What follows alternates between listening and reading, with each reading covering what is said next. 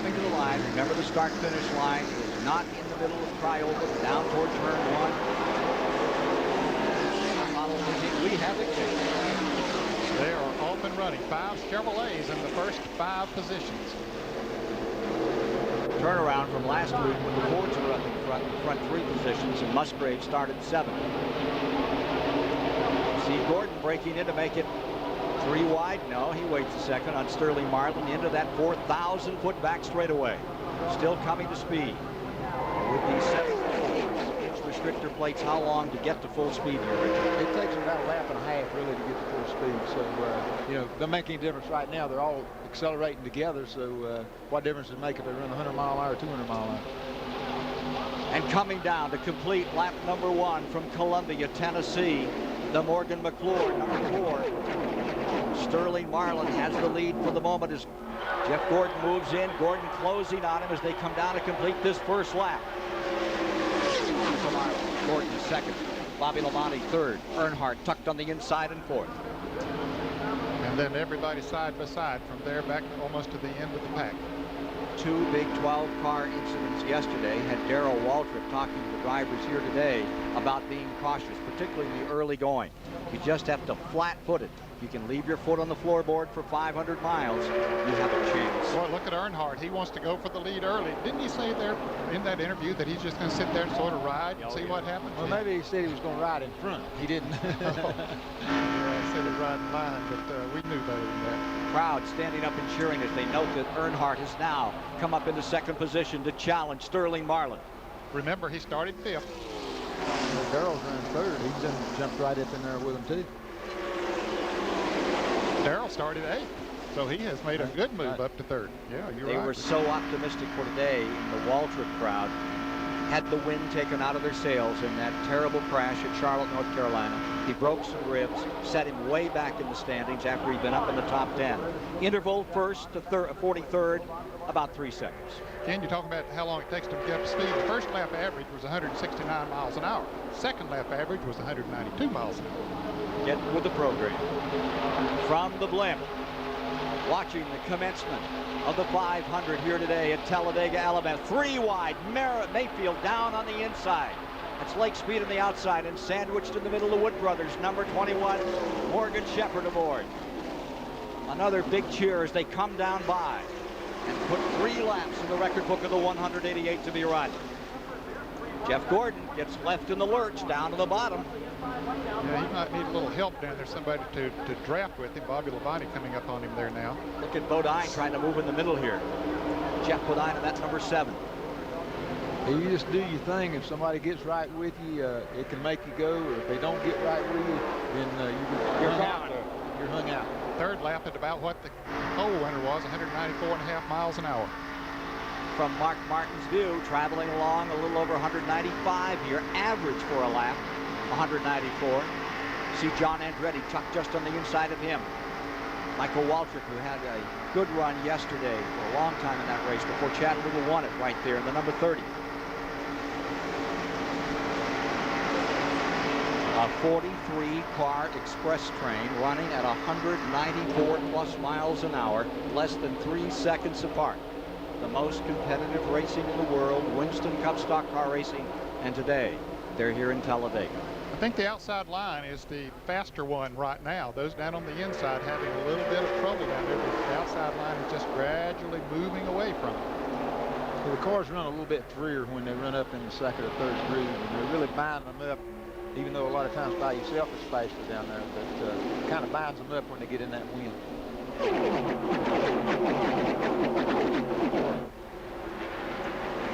Back they come, completing 5. Marlin has led from the outset.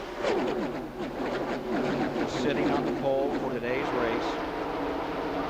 Not a record for the pole, but on these restrictor plates, a whale of a lap. His 9th career pole put him there, and a bonus of $120,000 net Unocal money. Now note that Chad Little has switched to the, Jeff Gordon has switched to the outside. He's fallen in behind Schrader. Yes, he saw low line. He saw what was happening there. He knew that he had to get up there in that faster line. It's faster right now, at least. Last lap, 195.6 miles per hour. They're getting on with it now. Schrader starting to work with Gordon. As they come back to the line, you see that car on the inside, the green automobile. That's one of the Leo Jackson entries, and he's had great success here over the years.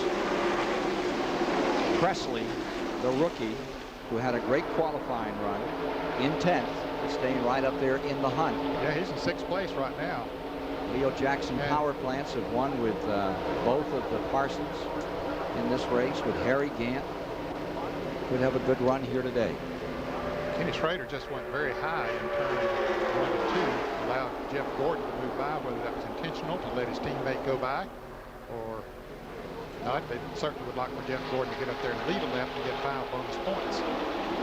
You notice they're starting to get one right behind the other one now. They're starting to really do some drafting where they can get the speeds up right now. To the pits and Mike Joy. Just before they climbed to the cars, Ken, Michael Waltrip, who got knocked briefly unconscious at yesterday's crash, came over to his brother Darrell as Earnhardt goes for the lead, and he said, "No, I started 28th yesterday. No matter how bad it gets up at the front here, it's much worse back there." Darrell nodded and he said, "I'm going to the outside. I'm going right up near the front, and I'm going to sit there and ride as close to the front as I can." That's just what he's doing. The crowd as loud as the engines as Earnhardt buckles down and bursts into the first position. Car number 3, Richard Childress colors, now leading in the DieHard 500 at over 195 miles an hour. Tucked into second. There you see the number 4 of Sterling Marlin, the Daytona 500 champion, and here comes Gordon in third. 14th race Earnhardt has led this year, riding with Jeff Gordon through the 18-degree trioval down to the start-finish line. Darrell Waltrip has gotten himself caught down on the inside alone, no one to draft with at the moment.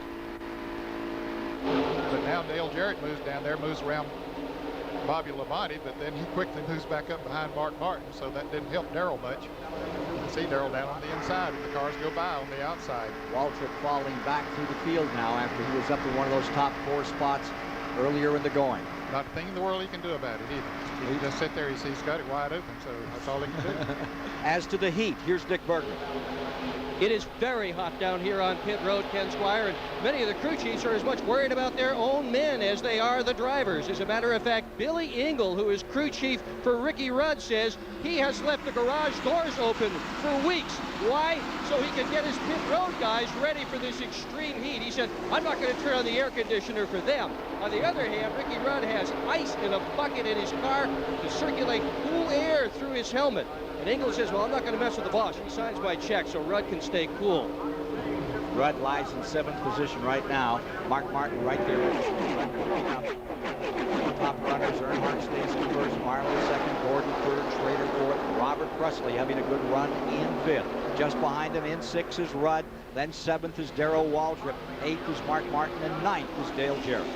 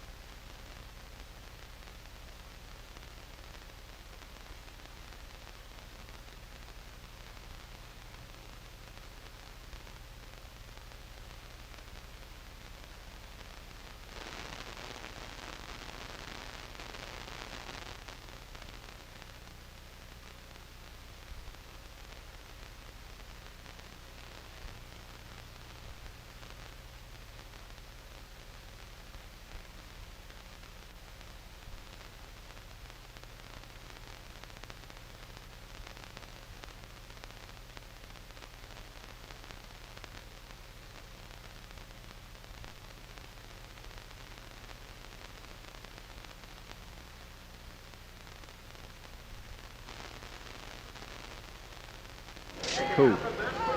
Oh, yes. Lose many, many spots. 11 laps complete. The leader Earnhardt at turn 3.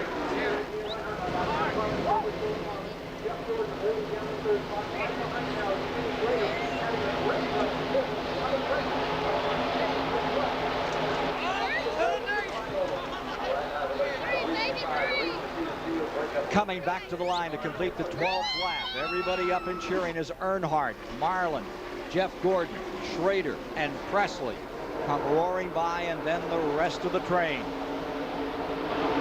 Getting a little bit of separation. First lap's just amazing. They have one car pulling onto pit road right now. That is Jeff Bodine. Certainly an unscheduled pit stop for Jeff Bodine.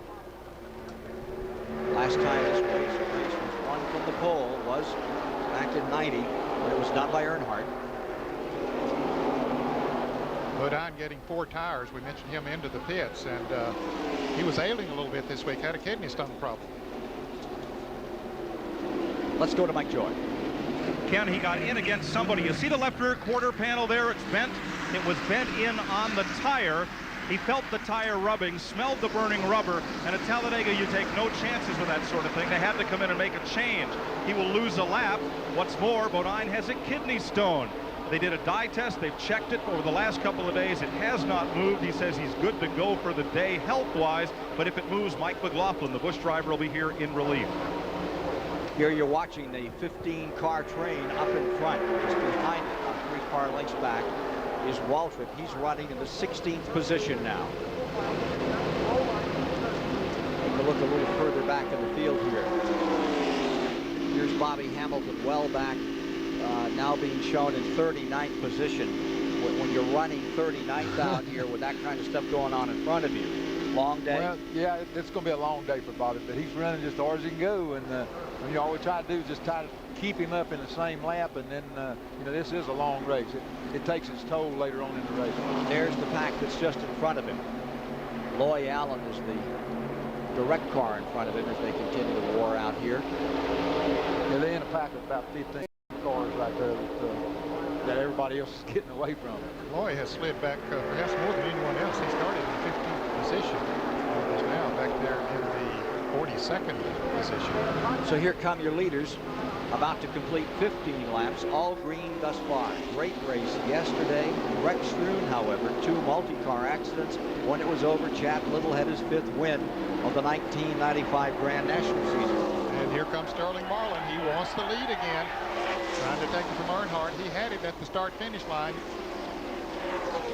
Chevrolet's up there in those front 5 positions. First forward is Ricky Rudd back in 6th, Martin in 7th, Jarrett in 8th. Now does Earnhardt, he's on the outside. Does he have the momentum?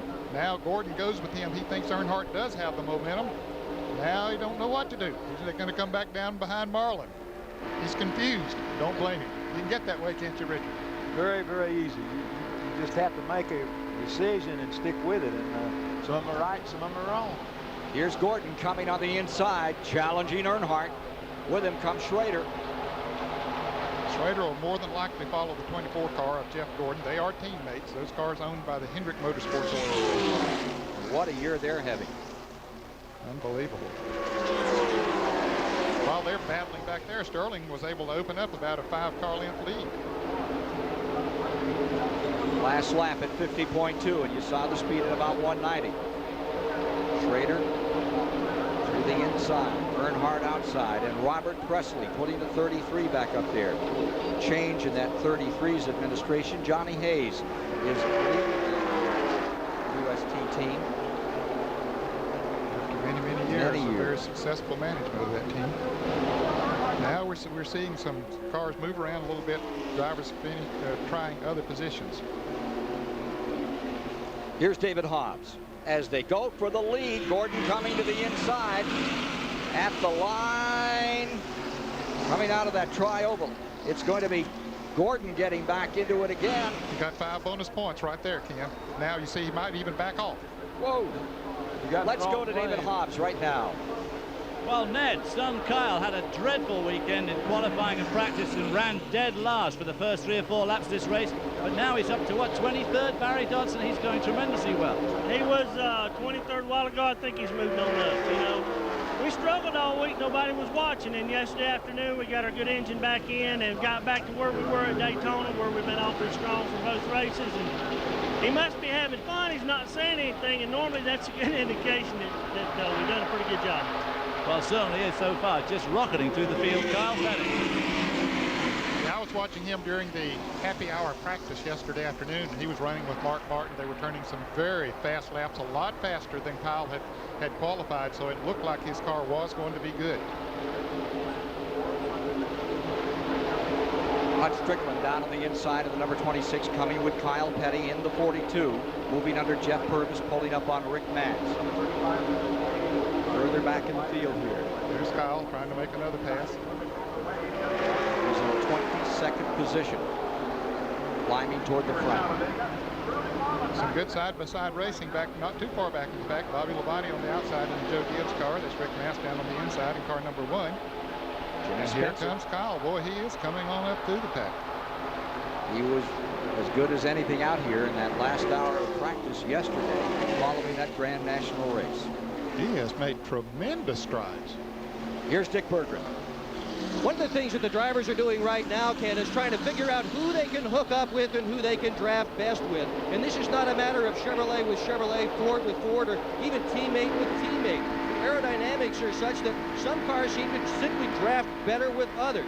Now, last April here, when Jeff Gordon and Sterling Marlin got together, it turned out that that duo was actually a half a second faster per lap when Gordon was in front than when Marlin was in front. And that's the kind of information they're trying to accumulate right now.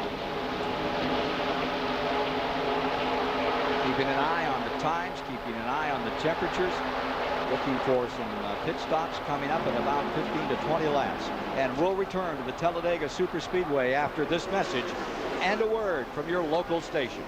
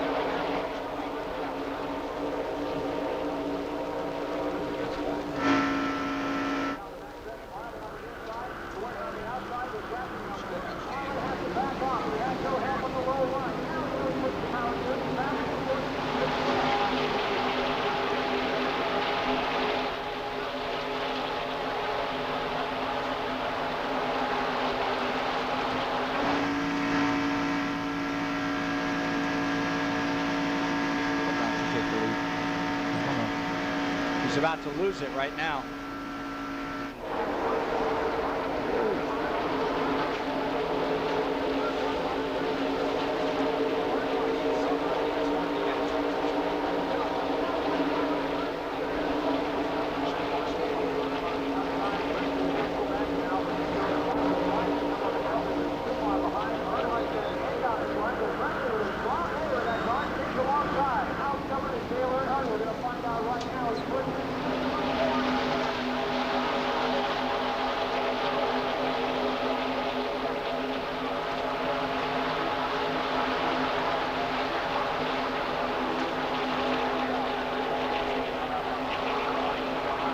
At Talladega, Alabama, today's overhead shots are courtesy of the Goodyear blimp Stars and Stripes, based in Pompano Beach, Florida.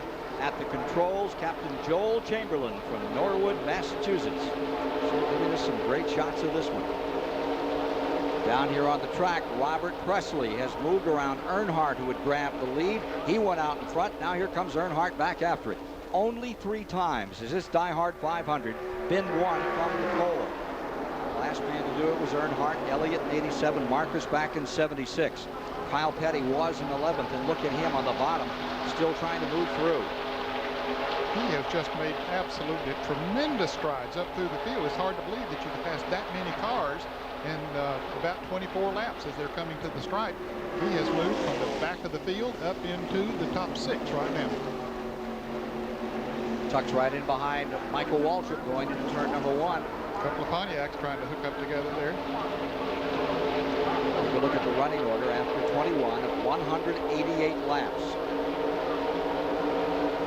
Earnhardt went very high there. Opens up the inside. Here's Jeff Gordon looking for that 6th Winston Cup win of the year, coming to the bottom and going into first place.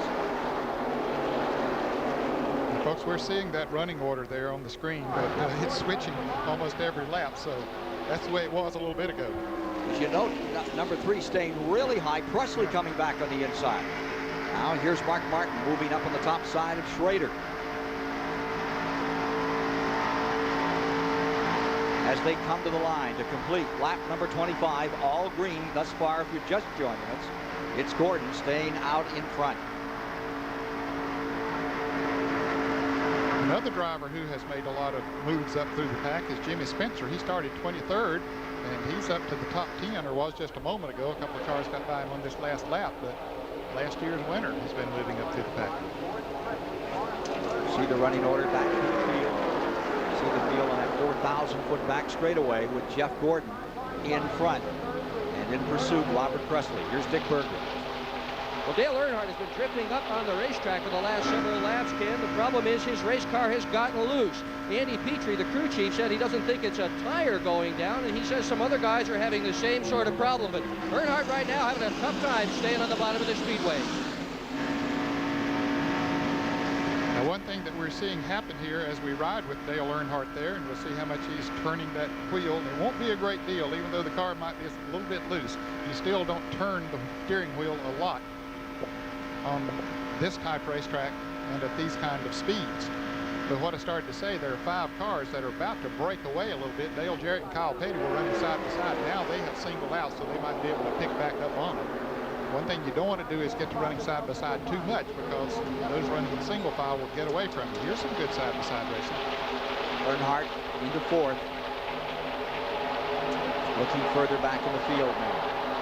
Every once in a while they get to running side by side. I think the spotters say, "Hey guys, wake up! Yeah. You know, get back in line, catch up, and then start racing again." From 43rd position, last on the starting grid, Bill Elliott's beginning to knock him off today too. He's coming on. Yes, he is. He is up now in the top 20.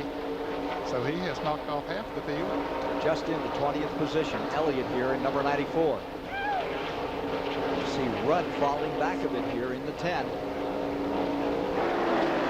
fastest forward in qualifying, Ricky Rudd was. Now, his car getting a little John loose. Andretti holding right on to him in 21st. Here's Mike. Just talked to Billy Engel, Ricky Rudd's crew chief, and he just looked at me and said, loose. You know, typical hot day Talladega loose. Ricky climbed the hill a little bit, got the car back in line, but you can see if the car is not quite right, the cars that are a little tight at this stage are going to drive right underneath you, and that's continuing to happen to Ricky Rudd now. And Mike, I think some of those that are tight enough to run in the draft are beginning to pull away now, and we see that here after they've run about a half of a pit stop, get those tires really heated up. That's when you can see how good a car is really handling. See Bobby Hill in the 77 getting a good handle on that car, getting down to the inside, doing that maneuver. Meanwhile, up in front, it's still Jeff Gordon, Presley, Marlin, Earnhardt, Michael Waltrip, Kyle Petty in 6th, Dale Jarrett. And further back in the field.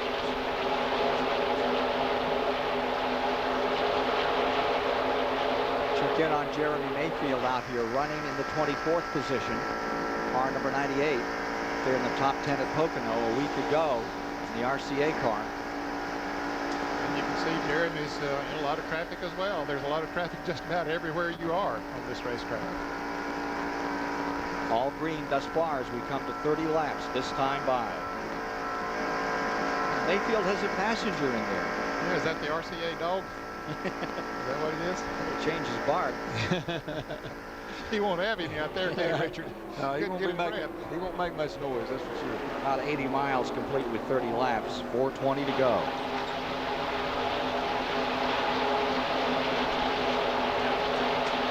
Again, here's Gordon coming back to the stripe. Marlin is pulled back up into second, and moving back up a notch to third comes Earnhardt. Presley falls back a bit here. Coming to the stripe. They say that number 32, Chuck Bound, having trouble right here with car number 32. He has a borrowed engine from Richard Childress today. They skipped Pocono to get ready for this. And they thought they might have seen a wisp of smoke out of that car. It doesn't look right there. No, I don't see anything again. There it looked like a little bit as it came off that turn. Smoke tires. That's sort of a strange place really to see smoke as he started off the turn. So Bound trying to get a good finish out of this one. Getting his heart out, back in 37th position.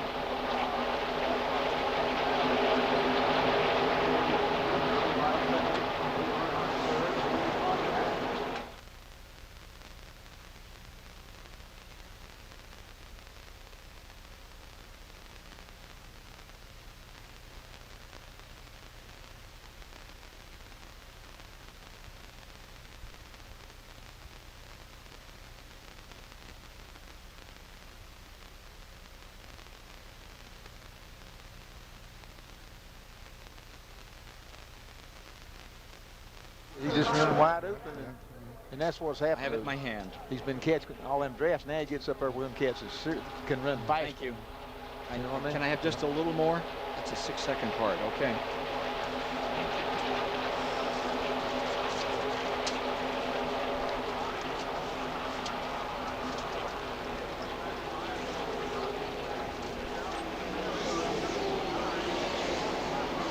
Speed. Fast.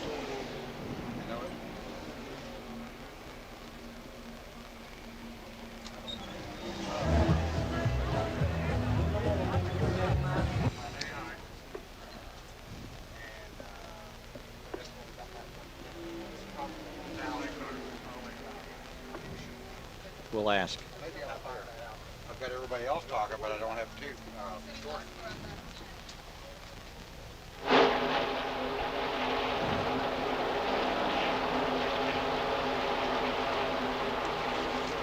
Hey. Yes. I hear Steve.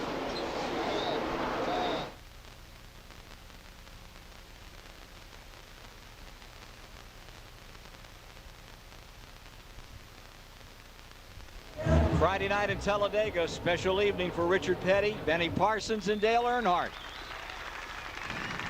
And now, gentlemen, start the unveiling.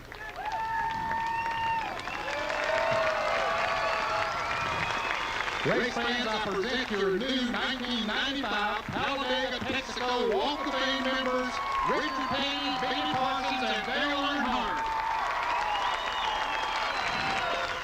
Y'all got the Alabama gang into this Walk of Fame, and tonight we're putting in the North Carolina gang.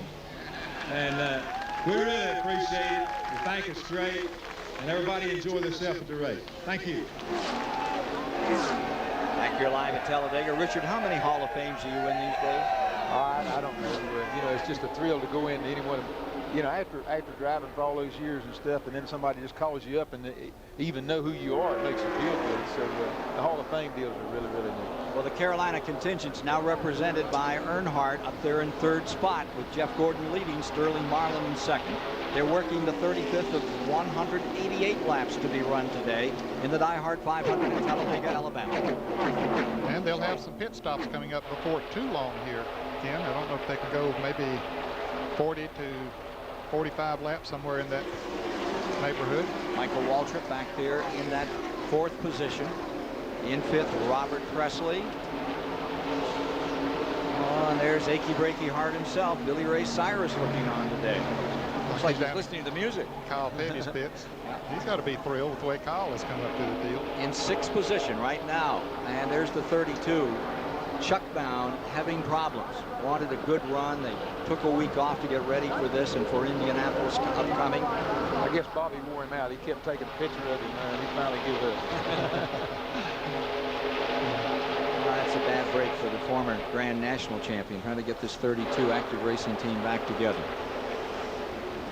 Well, for a moment we had 9 cars that had pulled away a little bit, but now those behind them have caught up, and we got about 19. It looks like. Yeah. Let's get to Mike Joy quickly.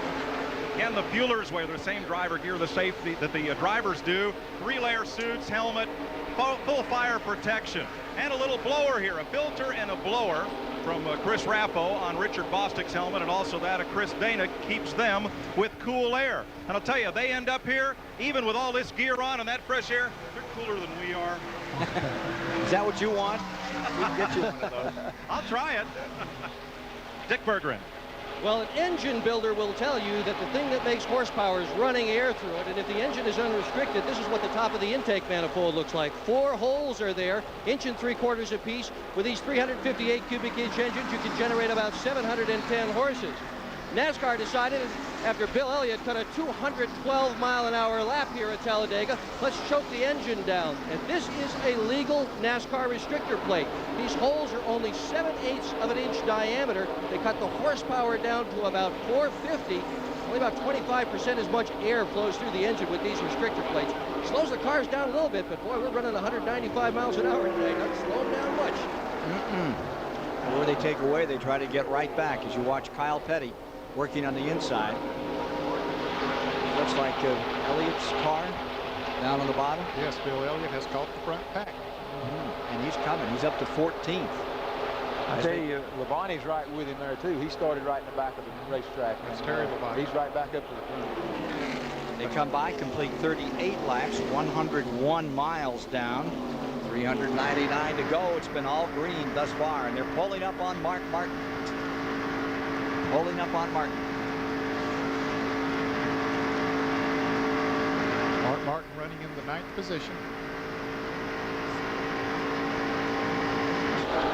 Take a look at the interval right here. There you see Martin. Now there's Jeff Bodine. They put him another lap down. When he came out of the pits, when he had to make that unscheduled pit stop, he lost a lap in the pits, but he had nobody to draft with. He's just sitting out there running by himself. So now, unfortunately, now Jeff finds himself 2 laps down. Yeah, he's had such bad luck, and did it Loudon. Had as stout a car as there was up there, the Paul Andrews crew, but got down a couple of laps and just kept on fighting or not. And as we reported earlier, kidney stones, a big issue with him today. There's a big question as to whether or not he would start this race. Again, the running order for you through 37 laps. The big move, Kyle Petty, as he unlimbered that number 42 and just came screaming through the field from out back. And Bill Elliott also. Bill Elliott started absolutely dead last in 43rd position. Kyle was 41st. Terry started with 38, so they all started right dead in the back and worked their way up in the top 10 anyway. Yeah, Kyle got there first. Here's David Hobbs. Well, I just talked to the crew chief on Bill Elliott's car and asked him how the car was running. He said, real good, pretty tight-lipped as these guys are. And I pointed out that some of the front runners like Jeff Gordon and Dale Earnhardt are definitely having trouble with their cars getting loose. And he said, no, the car ain't loose. It's just running real good. And he's pretty happy with how things are going. That's all he would say. So I guess Bill Elliott's a definite threat to this 500-mile race. Indeed he is, and so is that Kyle Petty car. No question about it. And another big surprise out here, Robert Presley for many. Remember, he's running for Rookie of the Year. He is second in those points to Ricky Craven. Kyle Petty, who won at Dover back in June, however, right now started 37th on the good climb into that. That was 41st when he started 37th at Dover, 41st here today. And he's up in that top flock right now.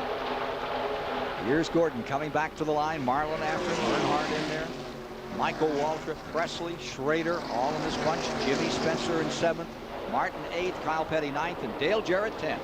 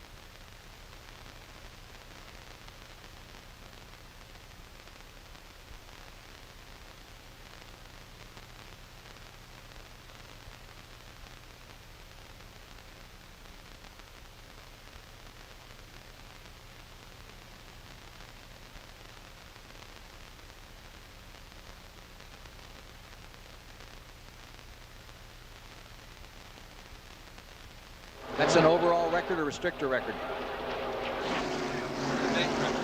It's that record. Thank you.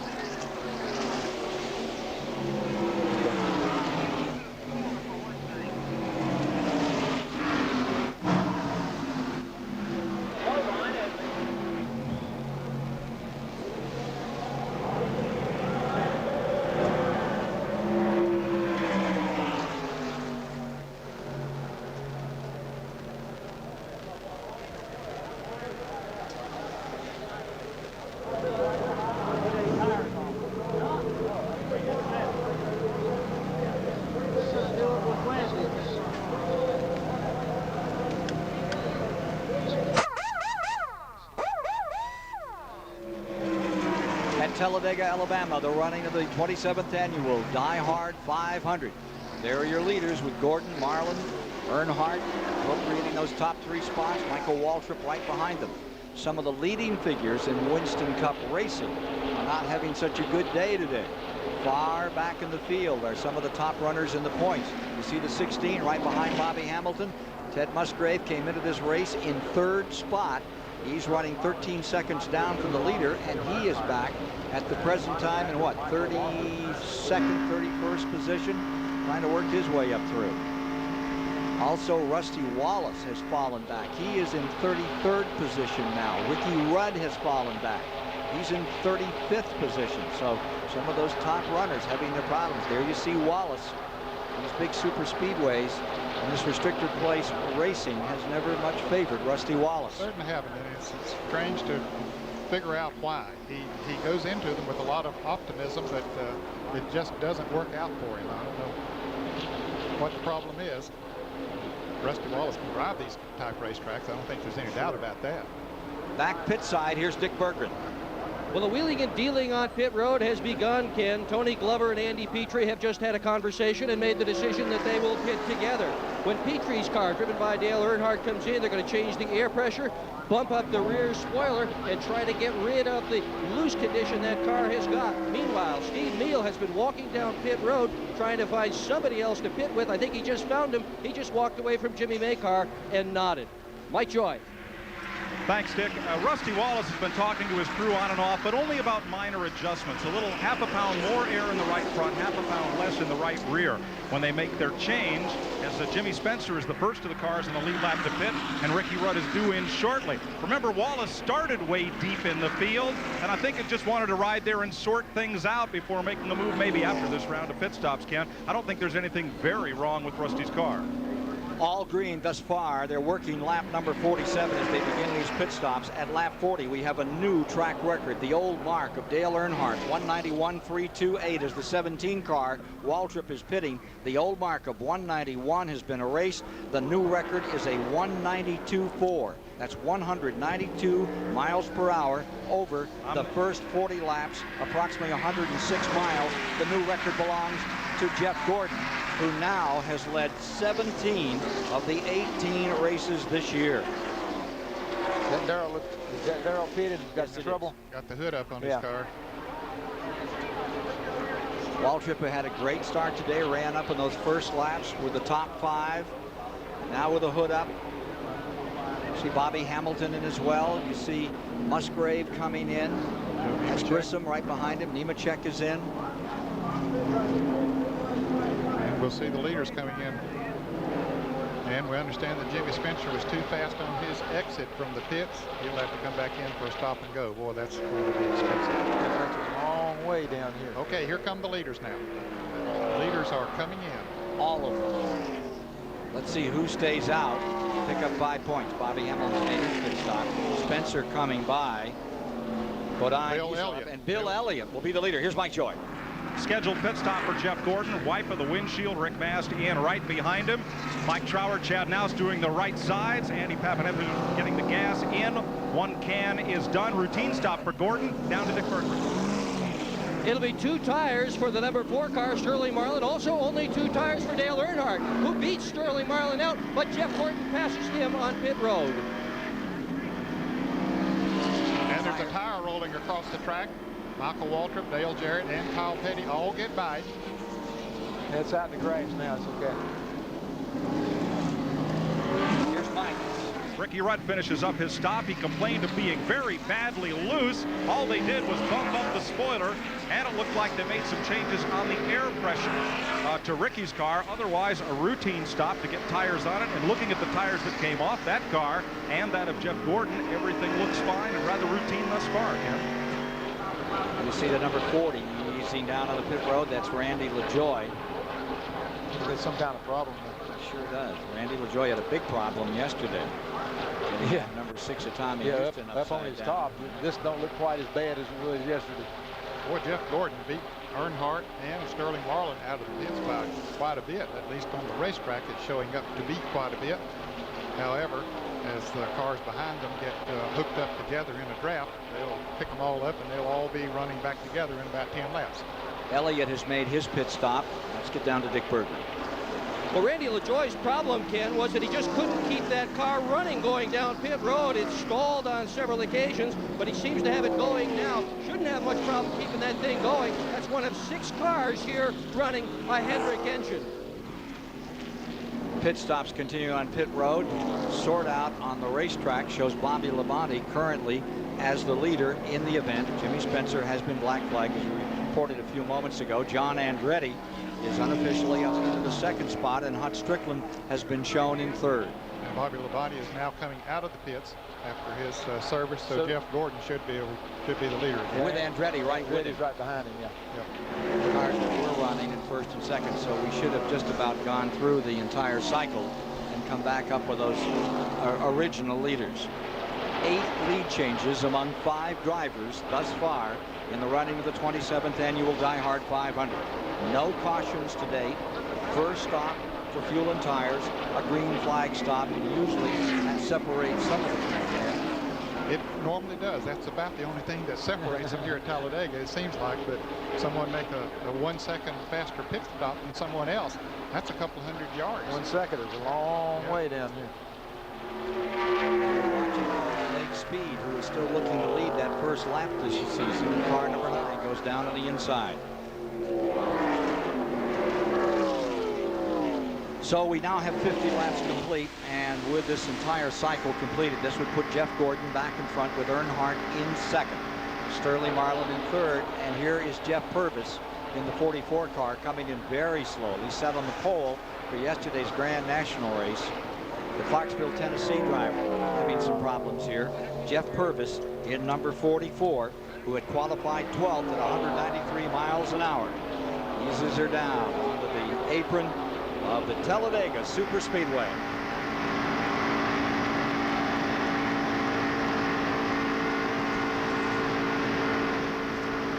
Tell you what's fixing to happen.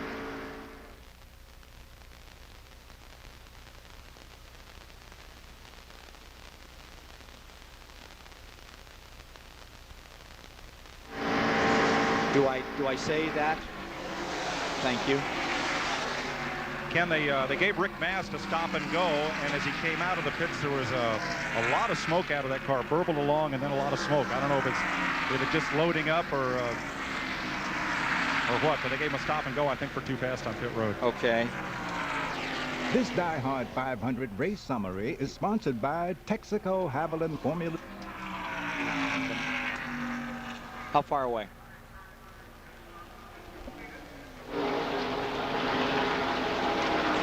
Jeff Purvis to the garage.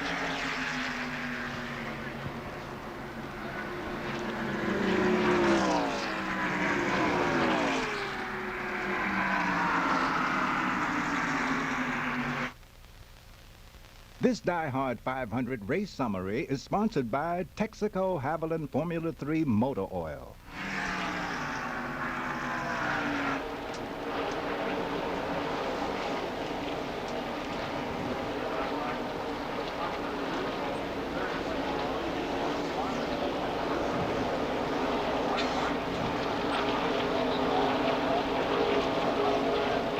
Okay. Okay.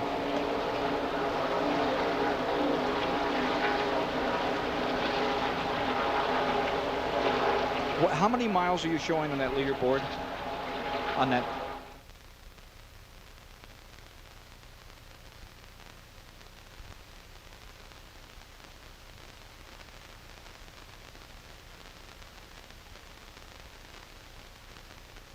This DieHard 500 race summary is sponsored by Texaco Haviland Formula 3 Motor Oil.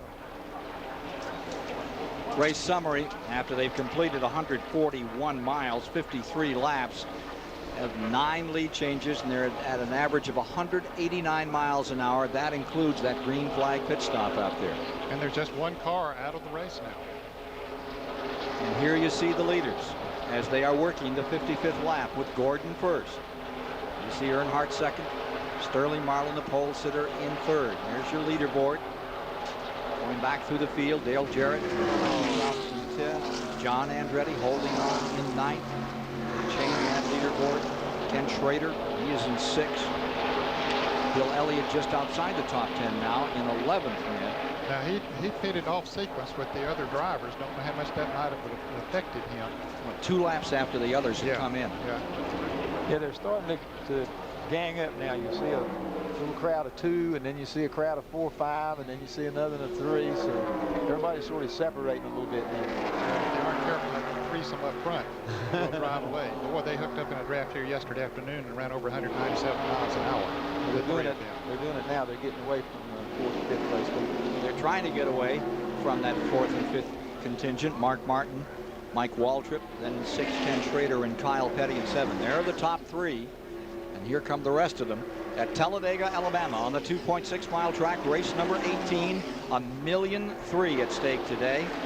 146 miles have been completed, all green thus far, with nary a problem after we had one of the wildest Grand National races of the season yesterday and tore up 2/3 of the field. Look at Bobby Labonte here in the 18, leading John Andretti. That's 8th, 9th. Dale Jarrett back there in 10th in that group, and just behind them, Bill Elliott in 11th. We go back a little further. We should be picking up Presley right in here in that green number 33. Arden Shepard, there he is in the 21, right with him. And Dick Trickle in the Bud Moore car. Bud's had 5 winners here at Talladega over the years. And most of those with Buddy Baker.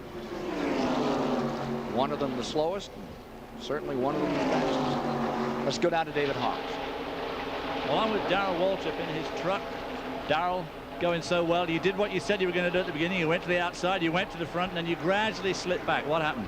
Well, the engine started getting hot when I was tucked in there behind Earnhardt and them, and so I thought I'd back up a little bit, and you just don't back up a little bit here. I got out there trying to get some clean air to the radiator, and the old gauge kept creeping up, and I said, uh-oh. And finally, the old Western Auto Chevrolet burned a piston, I'd say. But we were coming back. I said, well, it's burning down, and I might as well run the wheels off of it until it lets go, because I knew it would. We had it too hot. But I had a safe day. I was worried about that long. Had a safe day, and we'll be back. We're having some rotten luck right now. We've got a great race team. We'll be back. You had some pretty strong words to say in the drivers' meeting this morning about yesterday's carnage race. It looked pretty safe to me out there today. So far, so good, David. I'm proud of the way people are driving. Looks like I saw on several incidences where yesterday they didn't give a guy a break, and today they are. It's hot out there, and I think guys are aware of that, and they're giving everybody a little bit of a break. If they can just do that all day now, that's the question. They're starting off good. Maybe we need to stop about halfway and let me go out there and remind them. Well, Darrell, it's a tough way to get out of a race, but thanks very much, and good luck next time. Yeah, we'll be ready next week. That's a toughie. The wind out of their sails in Charlotte. It looked today as they started as if they were going to get it back together. Most green flag laps at the outset of a race at Talladega, 159 back in 1985. Well, it did not appear that day until there was less than 30 laps to go, about 29 laps left in that one. They're off to a great start, and they're breaking records at the present time. Here you see the 9 and the 5 car further back. That's 15th and 16th, and with them Strickland in 17th. Lake Speed, Terry Labonte, Hut Strickland running 15th, 16th, and 17th, and down from the leaders. Give you an interval on that. Before we do that, let's get a check on Hamilton here. See how your guy's doing out there. Yeah, he's running with a bunch of pack, a big pack right there. He was up in front of them because they made a good pit stop and got out in front. Then these boys all caught up with him, so he's back and forth. And just in fact, this whole crowd, there must be about 8 or 10 of them in this particular crowd. They all run about the same speed, which is not too fast right now. Right behind Derek Cope.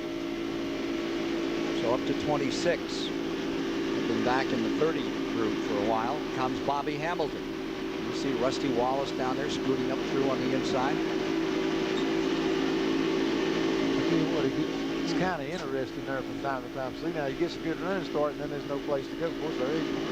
Looks like he's going to make a 3 or 3 start. How much of a move to come up like that around the 12? How much you're of a just running wide open. He didn't have to make any real big turns there because the 12 car moved over a little to give him the whole racetrack. So, you know, like Darrell said, right now they're all working together. They're just trying to survive everything for a while, and hopefully they'll continue to do that. They're about 6/10 of a lap behind the leaders, and right now the leaders are coming up on some cars that were running in the lead pack before those pit stops. Jimmy Spencer and Rick Mask are right in there. They were in the lead pack. Both of those drivers were penalized for going too fast on pit road, had to come in for a stop and go, and now they're about to go a lap down. And as you see them come out of turn number 2, working the high side is Gordon and Marlowe. Down on the bottom of the racetrack, Earnhardt digging out there.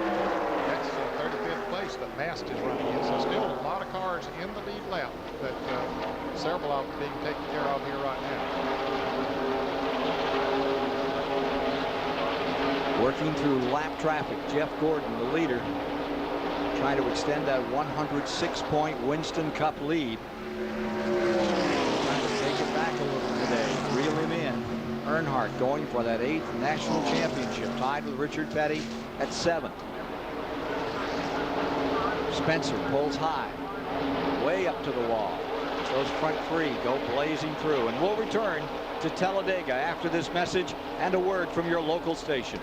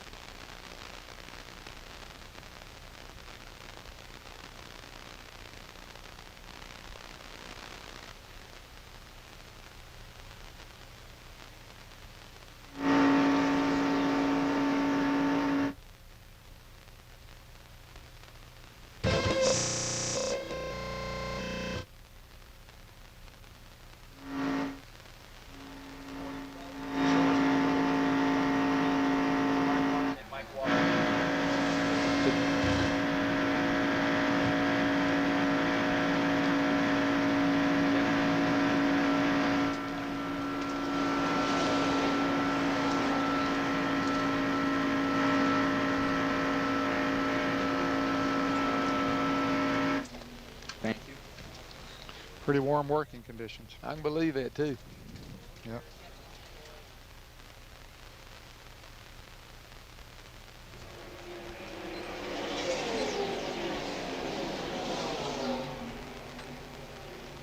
The first one I'm throwing to again is, thank you.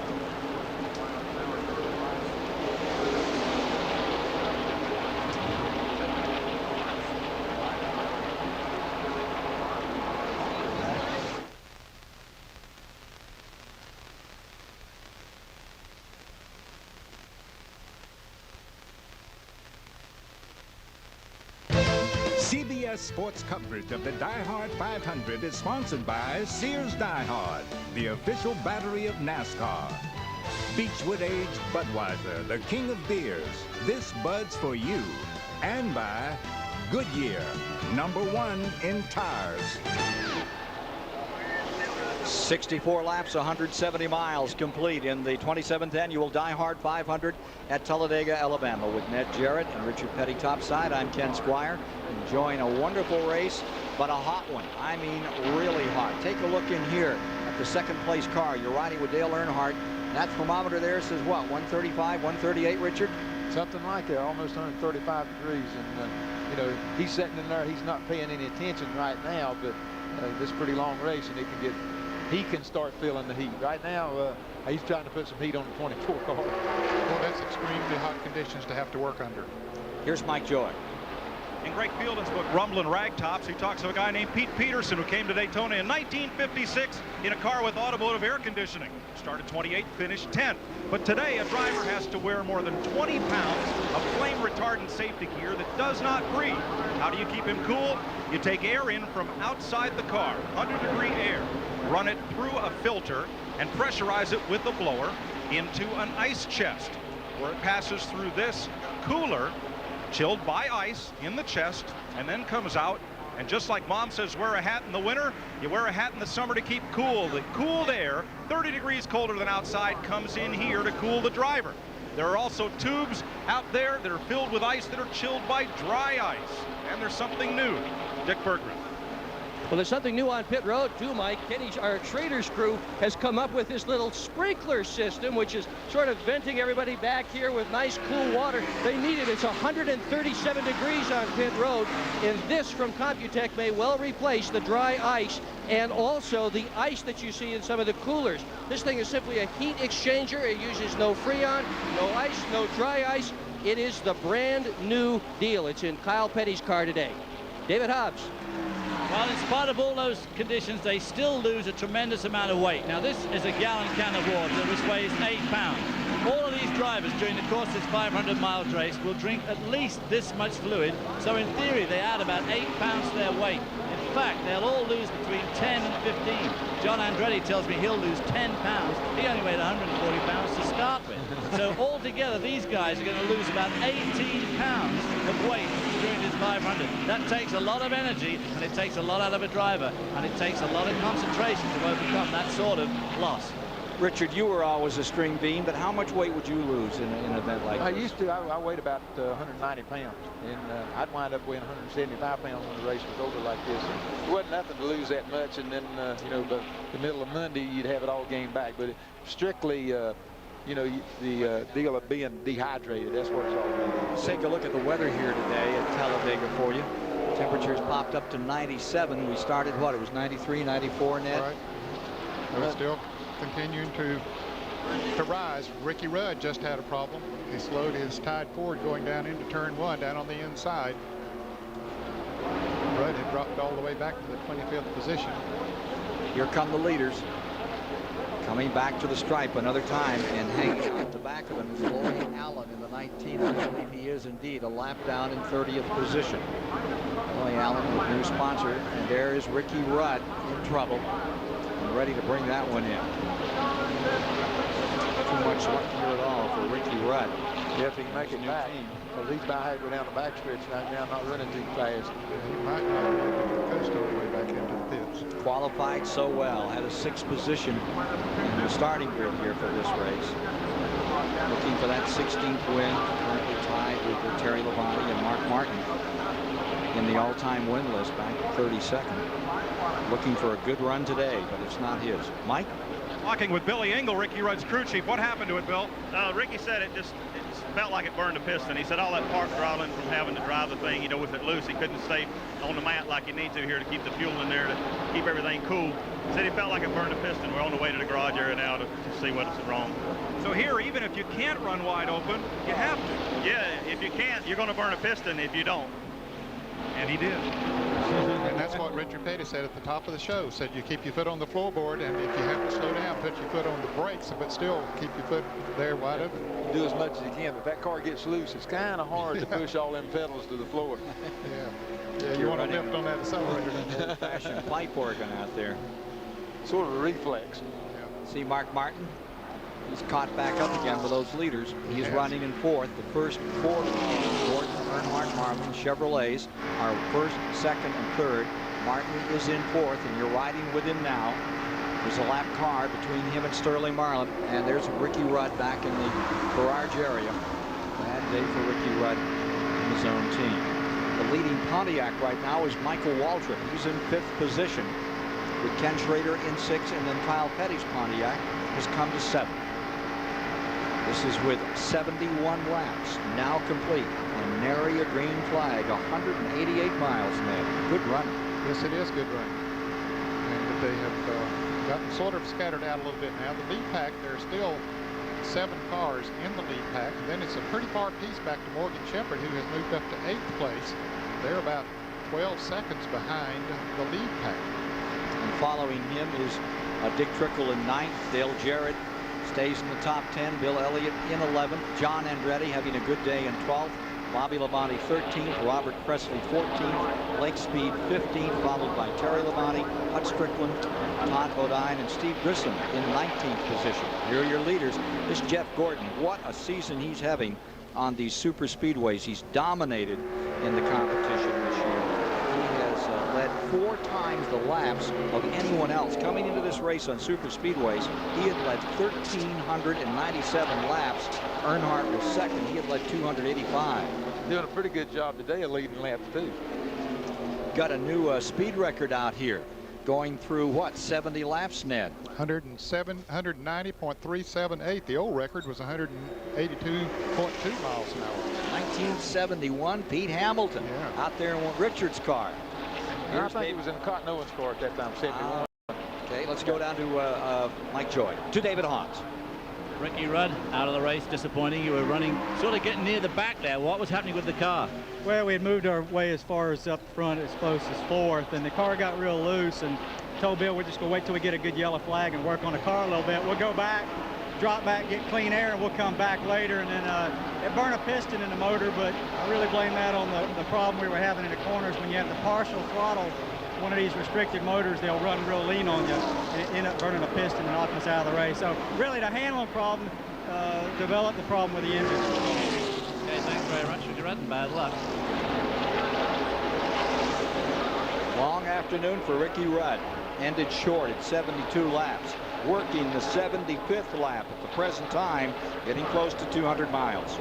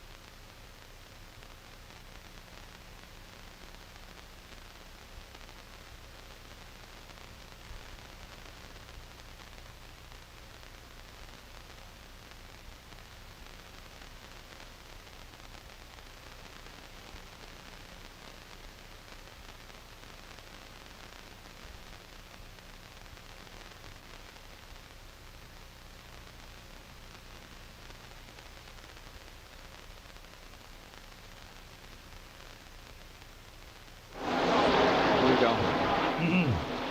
200 mile an hour don't take long, does it? Thank you.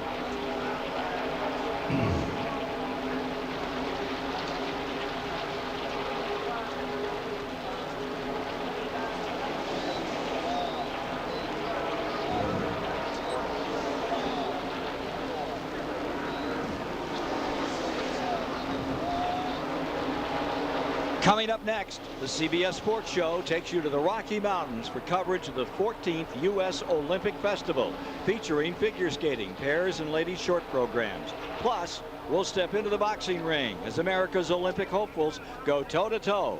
That's coming up next on the show. This show at Talladega has these people up in front: Gordon, Earnhardt, Marlin, Martin, and Waltrip, with now 77 laps complete. 200 miles are in the book, and the story, records. Richard Petty, before we got started today, was talking about the fact that this could be the one where they just get out here and scorch them. Imagine a record set in 1971. I think what happened, they seen the Busch race yesterday, and I think everybody sort of said, okay, let's try to get this thing going. As long as that we can keep them separated like this, we've got a pretty good chance of not having it. Where you have trouble is when they have a caution, you get all the cars, lap cars and stuff all together, and you can cause a lot of trouble. Ned, look at that high line that Earnhardt continues to play with on the outside, as now he was working the bottom a few laps ago.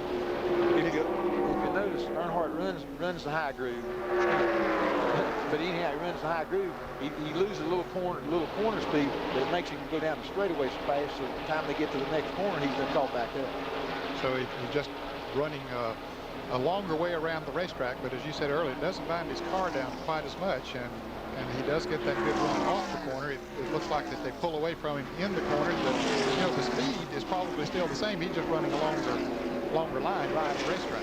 The big deal is get back to the start-finish line the quickest that you can, and that's the fastest way around, quickest way around for him. Maybe not the fastest, but the quickest. He uses the high line in 1 and 2, and then down in 3 and 4, you're very apt to see him dip to the bottom. It speaks well to how well that car is working. Well, he has searched for a place to make that car work right. That's what he's doing. He's running all over the racetrack, so he can get an idea right now of what he's got to do when he comes down to the nitty-gritty at the end of the race. And not giving up a position to any of those guys who would love to move in on him. Running just behind, you have the top 7 all in this first block.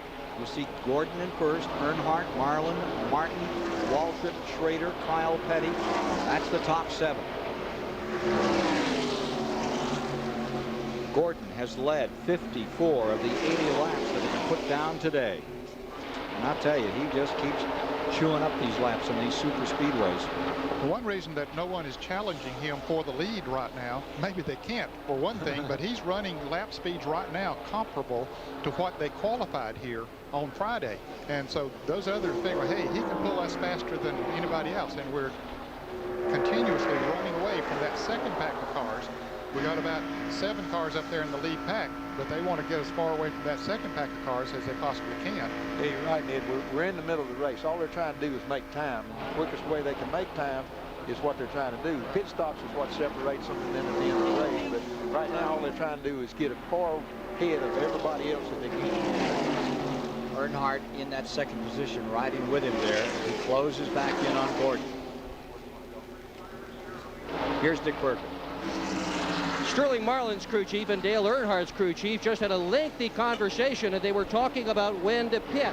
Part of the problem right now is that Marlin's temperature gauge is beginning to climb. He has been running behind Earnhardt. As soon as that conversation was done and over with, Tony Glover, Marlin's crew chief, went up to Steve Neal, who's the crew chief for Mark Martin, and he had a conversation. And don't you know that they wish in Earnhardt's pit they knew what that conversation was all about? Mike Joy? Well, I'm with Ray Evernham. He's Jeff Gordon's crew chief. And, well, you're pitting up here in Tennessee. Everybody else is down in L.A., Lower Alabama, and they're trying to cut a deal on when to pit. But you're not talking to anybody about a deal, are you? Well, you know, you can't be like everybody else if you want to beat everybody else. So we just thought we'd try a little bit different strategy today. And run your own race? Well, kind of. You know, I don't know that we're going to get everybody to work with us because they got to try and beat us, but we just felt like we might be able to gain a little more momentum down here under the green.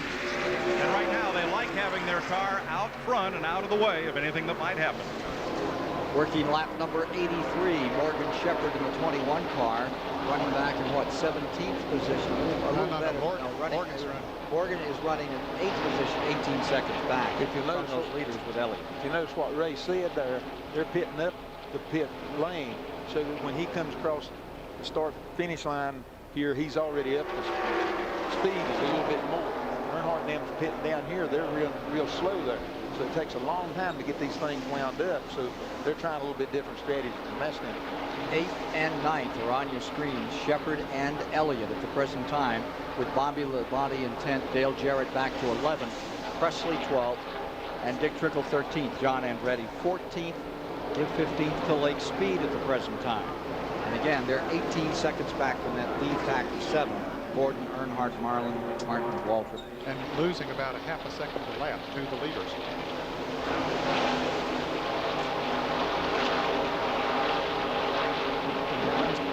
Earnhardt has taken the lead. Well, they come up on some lap cars there, and I guess it changed the wind a little bit, and then probably 24 probably not trying to take any chances either. driving carefully, that's for sure. Dick Trickle's car had slowed down there a little bit ago. I don't know, he dropped out of the draft. He might have picked back up a little bit now, but here's Gordon going right back under Earnhardt in. He's running that low groove, just like we've seen him run all afternoon. Earnhardt still running that high groove. Let's see if Gordon will give him room. If he slides out in front of him, he slides right out in front of him. That's what he's supposed to do. Picks up the draft of Jeff Bodine there. Jeff's on the inside. Jeff's car's handling so good, he's been right around that white line all the way around the corner. So that's the shortest way around. That's the quickest way around for him. Boy, that's a nice position to be in, isn't it? Definitely. Chad Little going a lap down. Chad is running in the 25th position. So now there'll just be 24 cars in the lead lap. Brett Bodine is right there. He's about to go a lap down. Brett is running in the 24th position. And we'll be back with more of the DieHard 500 after these messages.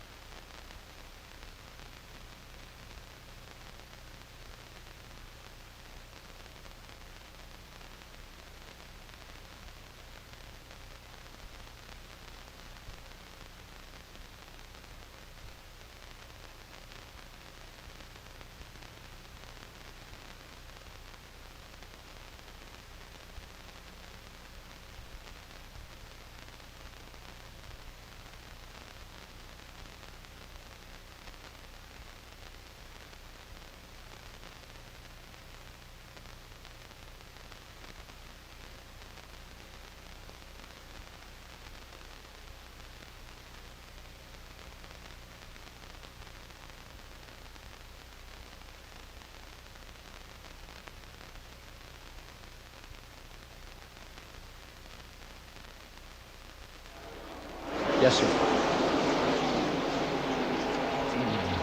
Yep.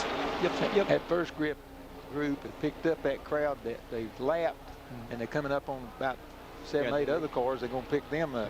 Yeah. All of them will be on one side of the track.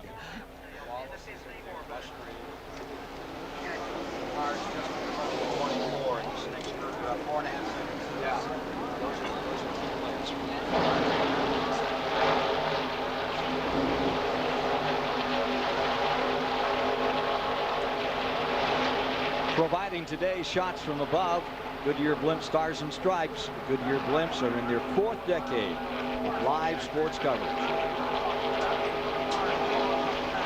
And it's flying over Talladega, Alabama, in the DieHard 500, where right now, 23-year-old Jeff Gordon, in search of his 6th win of the season, is just barely out in front.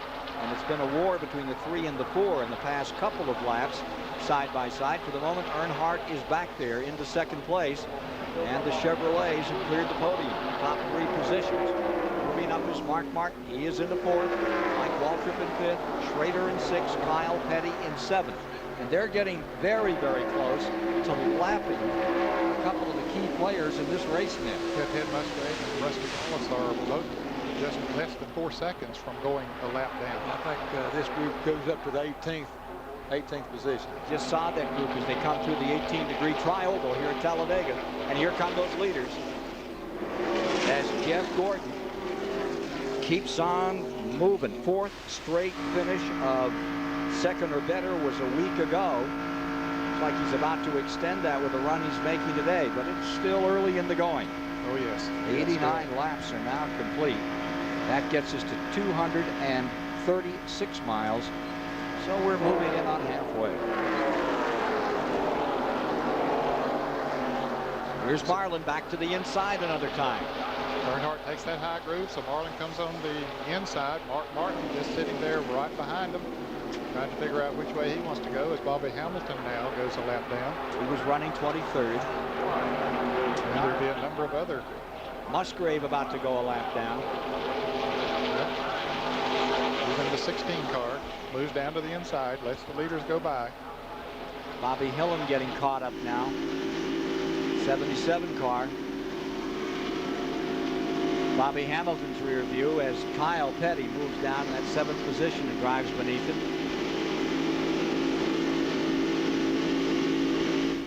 Brett Bodine. Junior Johnson, 11 car right there. See where he's running today. Back in 24th, I believe. Yes, he went a lap down a few laps ago. Rusty Wallace just about to go a lap down. Getting a little crowded right there, isn't it? Yes, it is. Very crowded. Now, this is where Earnhardt so many times can pay off. He loves to run in traffic, and here he is. Wallace on the inside, Earnhardt in the middle, just in front of him. As they come along, Todd Bodine up on the outside, and that's Mike Wallace on the bottom at 190 miles an hour, switching positions. And here comes Earnhardt looking for the lead again. Do they have at 190 miles per hour? Gordon in the box. Yeah, Bodine's been in front of him for the last couple of laps, kind of slowing him up. At average speed has picked up to over 191 miles an hour. Looks like we've broken another record here today. Yeah, Davey Allison now had the record at 178 miles an hour back in 1991. Let's go to Dick Berggren. Ken, as we get ready for the next round of pit stops, let's take a look at an earlier Jeff Gordon pit stop from an earlier race. So we're going to slow it way down for you so you can see what it looks like in slow motion. Now, they're only allowed 7 men over pit wall, and you can see the shadows of the 7 men. They're getting ready to go over. Gordon comes in now on the right side. The jack man, Barry Buse, he has got the jack out of the car. Nick Trow and Sean Parker hit the right side tires, while on the left, Tim Smith loosens the left side tires. Muse is going to cross over the front of the car. Here he comes with the jack to get the left side up. The grill is clean. The windshield is wiped, all by men who never cross over the wall. Only 7 are allowed over. Mike Belden adds 22 gallons of gas, and when Muse drops the jack, it's going to be time for Jeff Gordon to go, and there he goes. Wow, what you just saw in 35 seconds was done in 17 seconds in real time. Well, they're getting ready, what, another 15 laps, 15 to 20? I would say, yes, Right in another there. 15 to 20 laps. And we're up toward halfway. Bonnie. Getting to halfway this time through. Coach just on pit road. He's making an early pit stop. Looks like they're just changing tires. Coming to halfway this time by. Derek Cope back there. 1 lap down on pit road. Early stop and away. Meanwhile, here are the leaders. Gordon staying first. Marlin, the number 4, up on the outside, trying to put a lap on Todd Bodine. And they'll get the halfway signal. And this time by, the halfway signal will be coming up. Mike Waltrip, Schrader, Kyle Petty stabilized up in front there, those 7 positions. Yes, holding their hands right now. I think they're content to be running in those positions and follow Gordon along because he's pulling them at a very fast rate, continuing to set records every lap. Bodine was leading a little pack of them there, and then when the Fashions come by, he jumped right in there. So he's taking advantage of the draft of the faster car. That's Todd Bodine. Todd Bodine running in 18th position, 1 lap down. Lap on Nemechek. 4,000-foot back straightaway. Pretty easy getting into that third turn. Well, yeah, it's not that bad. This whole track is so wide that, you know, if your car's not handling real good, you can just use more of the racetrack, but you can still run wide open. It's fairly smooth at this speed. Look at when they come down through here at 190 plus. Some 3 wide racing further back in the field. Is that Morgan Shepherd? That's Morgan on the road in 8th spot with Elliott right there with him. Jarrett at the halfway point running in 10th, and Bobby Labonte with the next spot. They're coming up to lapsing cars, Jimmy Spencer and Rick Mast, who were penalized for going too fast on the pit road. So halfway through it, and still nary a sign of a caution flag in this race, and it's a dandy for the lead, and they're breaking all kinds of records.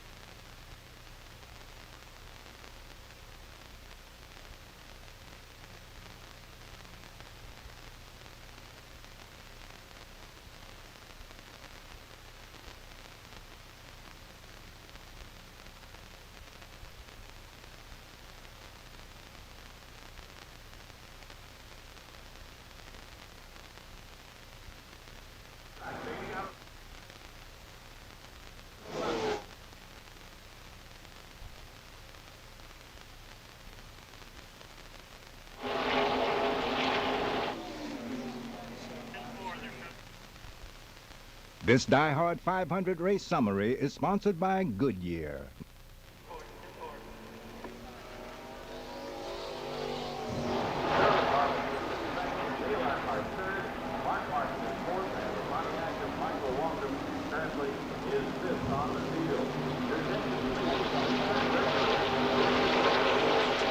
Okay. Leaders are all coming in. Everybody's coming in. All the leaders are on pit road.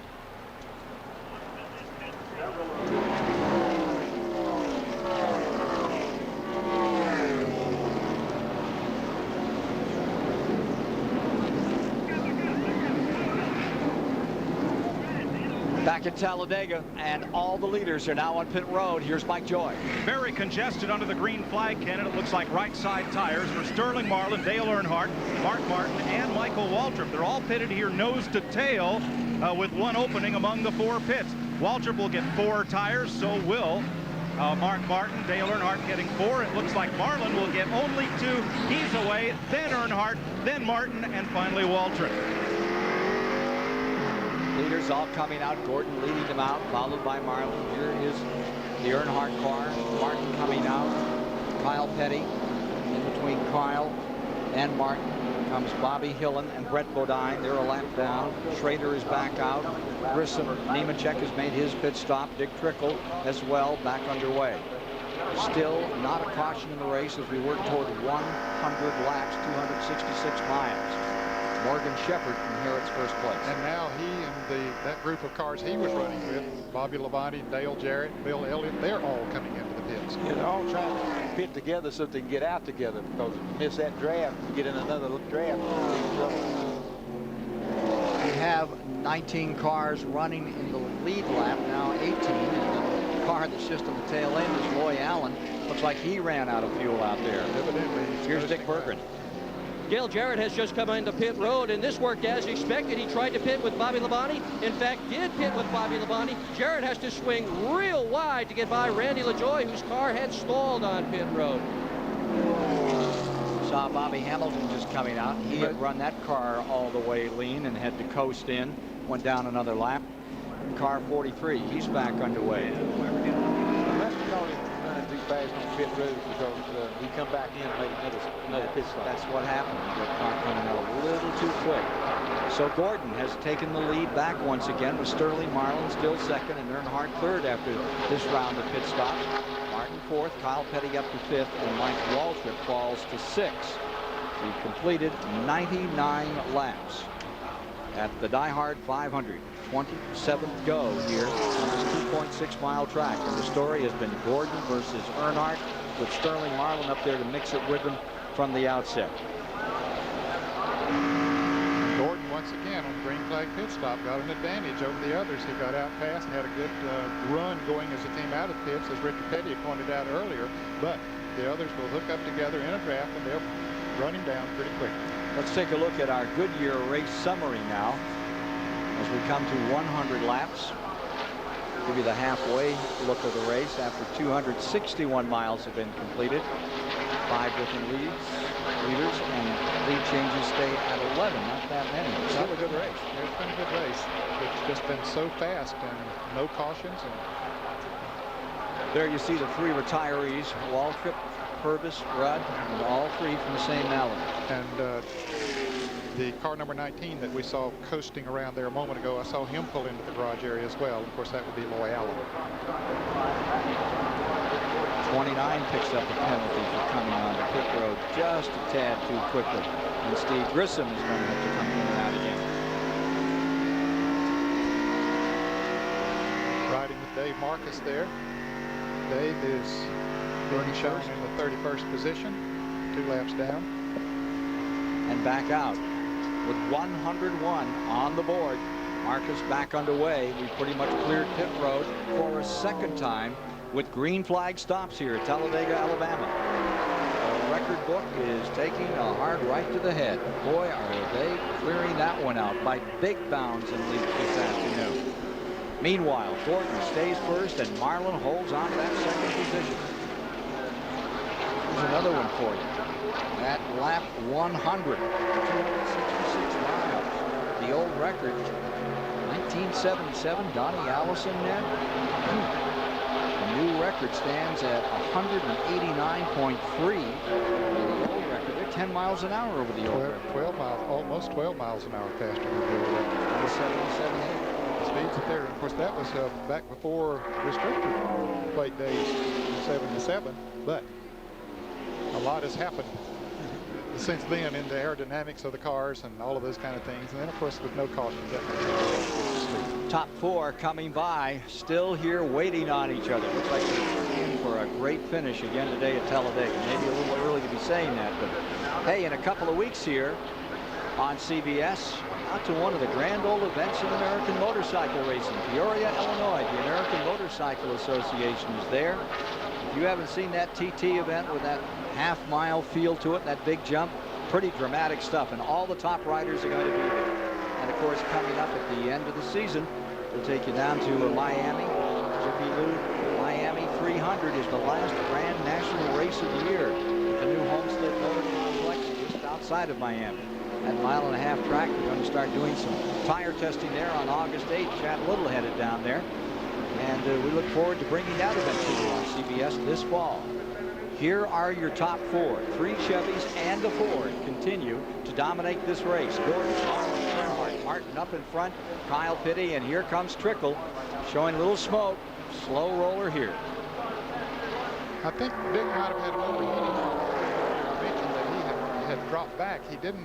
He just dropped back behind the pack that he was running with, but now he's definitely off the pace. It doesn't look like the engine is running. If so, not very good. 276 miles down. That was the 104th lap if you're marking it when Dick Trickle seems to be getting in trouble and may be retiring from this event. Like another engine gone sour. Now here you see Morgan Shepherd. Still very much in this race. Back in the 10th position. Elliott's in there with him still. Cherry Labonte, Presley.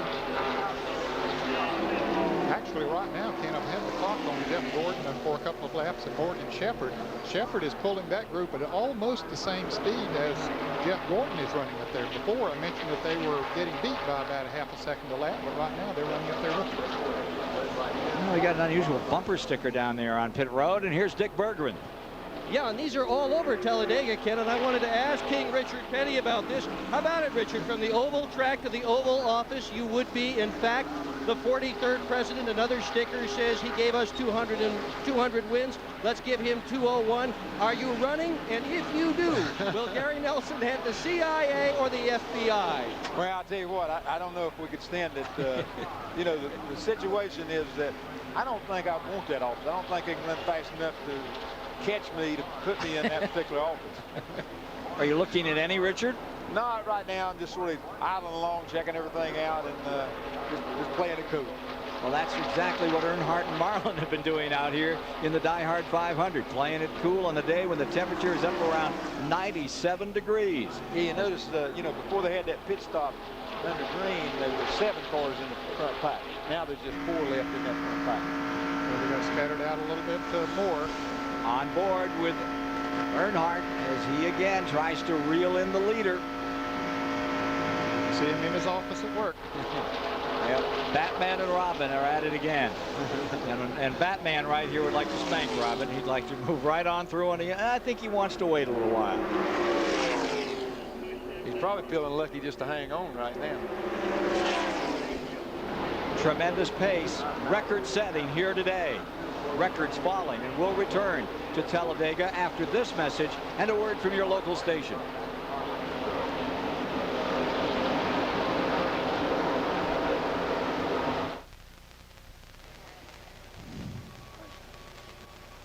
Okay, 19, I'm sorry. That stands correct. 17 was engine. 19 is the latest one. Engine, I guess.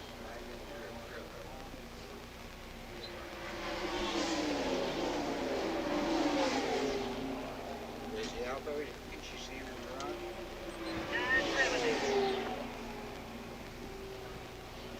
Kyle's finally got him someone to run with there now. He was out there by himself for a while. Yeah, he missed that. He missed the first draft and had to wait till they caught up with him. Okay.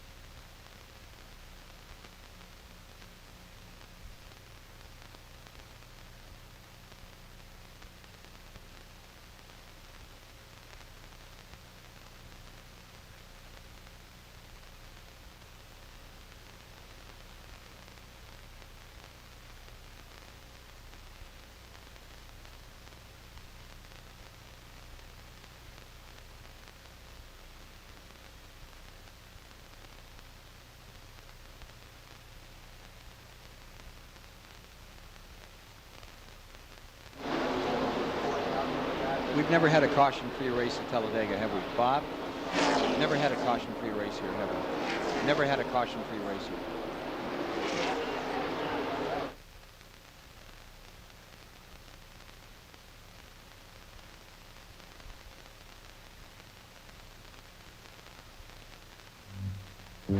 It's Hyperman, a new sponsor of the car driven by Dave Marcus. I'm on the trail of a big green thug. He just left. Yeah, income's bad, man. Thank you. Time to go hyper. Watch out for the wall. I guess he's the new hot tip guy, I guess. I don't really know what you call him.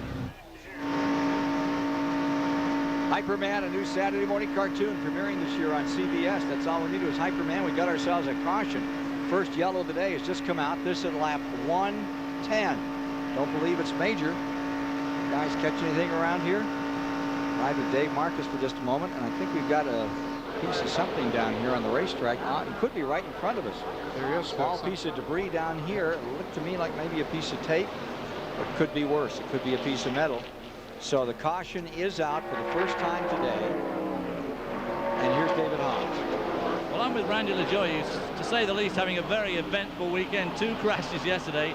What's gone wrong with the car today, Randy? The car run really good. His Kendall, Dick Bush car run really good. I got to thank them for the ride. And got a little behind. I picked the wrong lane early on. We come into the pits, left the pits, and first gear come out of it. So that was okay. We had a vibration. Car was still running good. And we come in for our next pit stop, and the clutch was totally gone. So I guess that was a vibration. The thing vibrated itself all apart. Yesterday afternoon, there was a pretty slam-bam race here, and you got caught up in a couple of instances. Just tell us about the trips.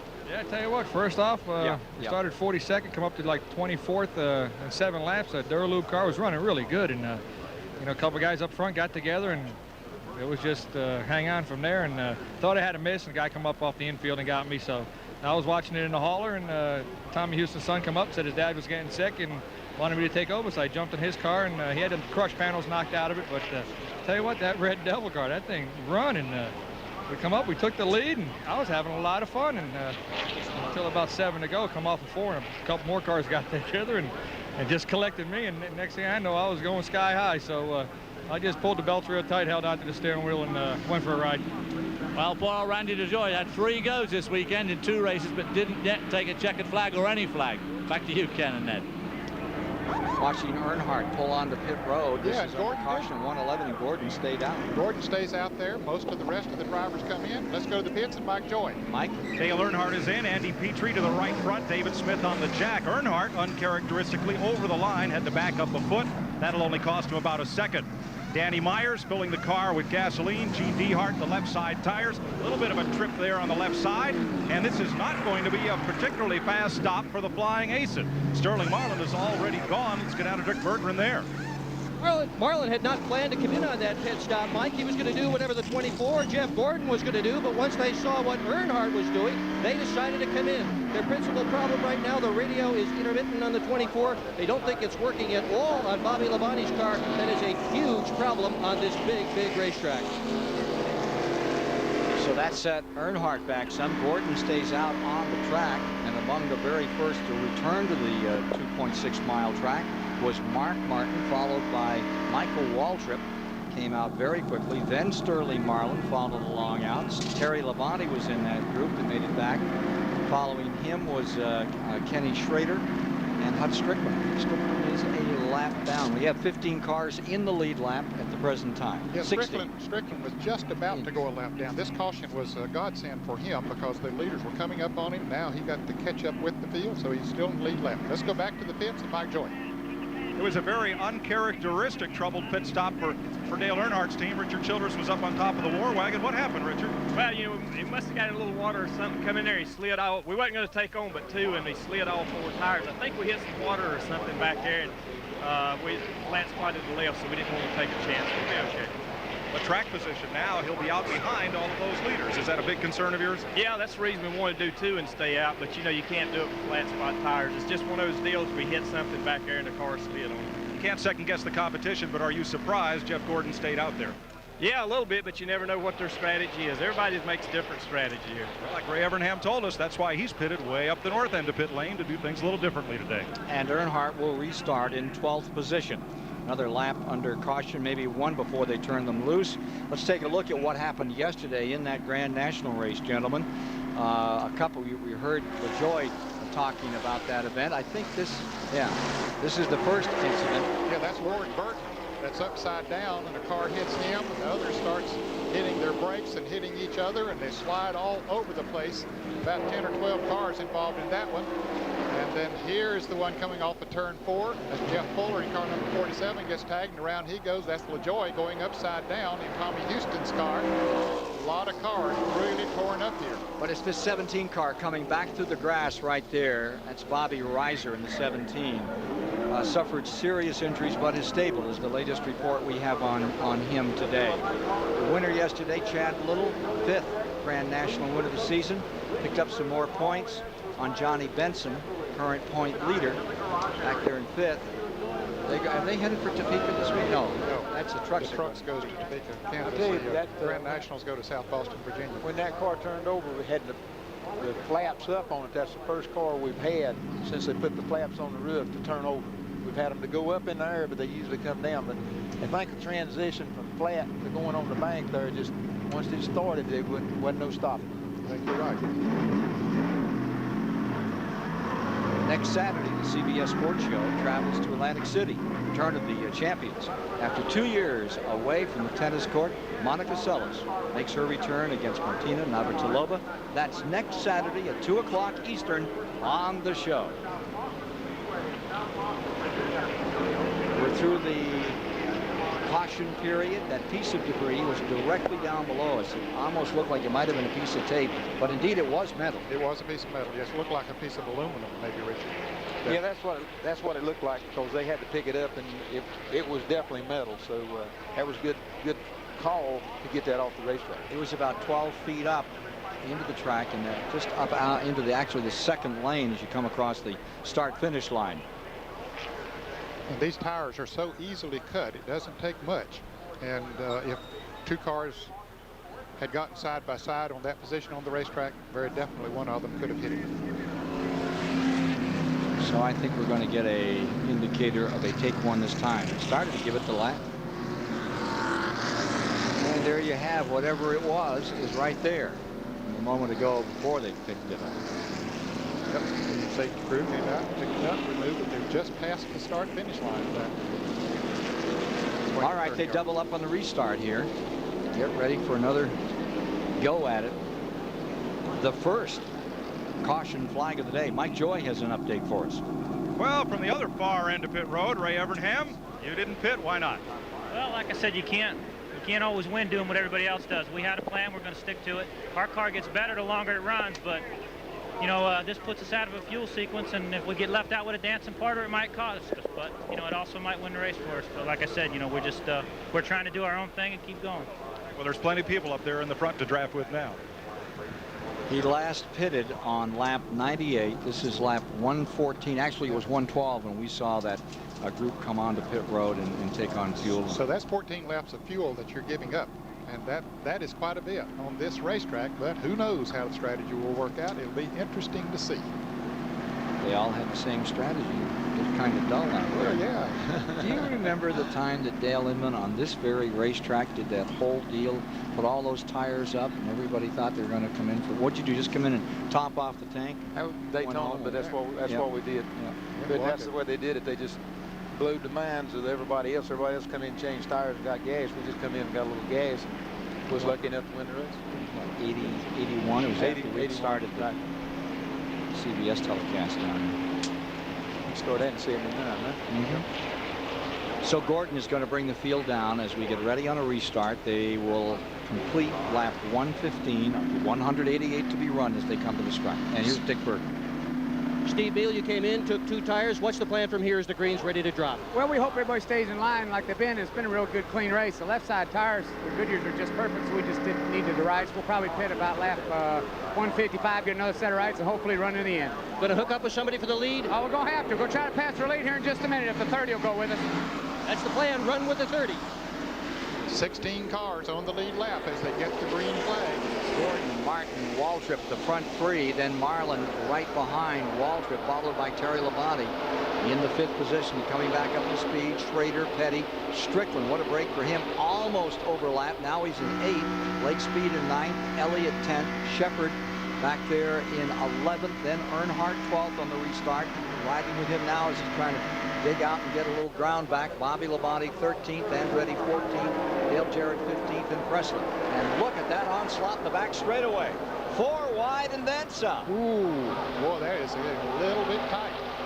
Bill Elliott there right in the middle, and he keeps his foot in the floorboard. Well, we got some of them leading in first lap, some of them lap down, some of them 2 laps down, and everybody's trying to get their best up. And you said earlier, that's whenever you can get in trouble. A lot of trouble. Bobby Labonte making that big move to get under Earnhardt, and look at Mark Martin, he's got a dancing partner in the 30. They've worked something out. They try to close in. Now the 30 fades up a little on that corner. He came right down bumper to bumper, closing on Gordon. And then the 30 got tangled up with the Ford here, and he's falling back a bit. As you watch the field headed in the back straightaway, the 4 on the outside and 30 on the inside remain side by side down the backstretch in 3rd. Mark Martin coming after Jeff Gordon. Ford against a Chevy up in front in the DieHard 500. This for 3rd. Michael Waltrip still looking for that first Winston Cup win on the inside. Beside him, Sterling Marlin. And here comes Martin for the first time. Ford has only led 2 laps. We put 116 into the book so far. And all of a sudden, Mark Martin begins to look strong. Remember, he won here in April with that magical mystery move in the last lap. And this is a case where a Ford driver wants to help a Chevrolet. Mark Martin wants to help Jeff Gordon pull him away from that group of cars behind him. He'll do everything he can to try to stay right there on him and try to help him pull away. Martin's rear bumper giving us this shot further back as Marlin is in 3rd, and Terry Labonte, the 5 car, and boy, look at him come on now. Yes, Sterling Marlin, of course, has been fast all day, but Terry Labonte has not been up among the lead pack all day. In fact, he was only about 5 seconds from going a lap down before the caution. Back to the start-finish line. Martin trying to lead, but he couldn't make the pass on Gordon. He looked down to the inside 10, but he just couldn't quite do it. Schrader stays right up in there as well. The number 25 back there fighting his way up into 5th position. Here's Earnhardt trying to make his way out from underneath. Earnhardt on a roll down to the bottom beneath Michael Waltrip. Back there as they struggle for 6th. Like John Andretti in there with him. Well, it didn't take Earnhardt long to come back up there, did it? Now he's got a big interval to make up. Here you see it. The front pack of cars are beginning to get away from those up front. I mean, those in second group. 7th place is Earnhardt. 8th for the moment is Andretti, and 9th is Michael Waltrip. In 10th is Morgan Shepard, and 11th in that group is Bill Elliott from 43rd if you're just joining us. And to take a past champions provisional start. Look at Bobby Labonte right in the middle, 3 wide up there in that 33-degree banking. Riding with Bobby Hamilton. You see Blake Speed in car number 9 down on the inside of it. It's a little tight there. Gets a little close when you're 3 abreast. Yeah, really. Blake Speed up in that lead lap in 10th position. Bobby Hamilton is a lap down in the car 43. He's running in 29th position. Leaders coming by, and there you see that interval back to Earnhardt.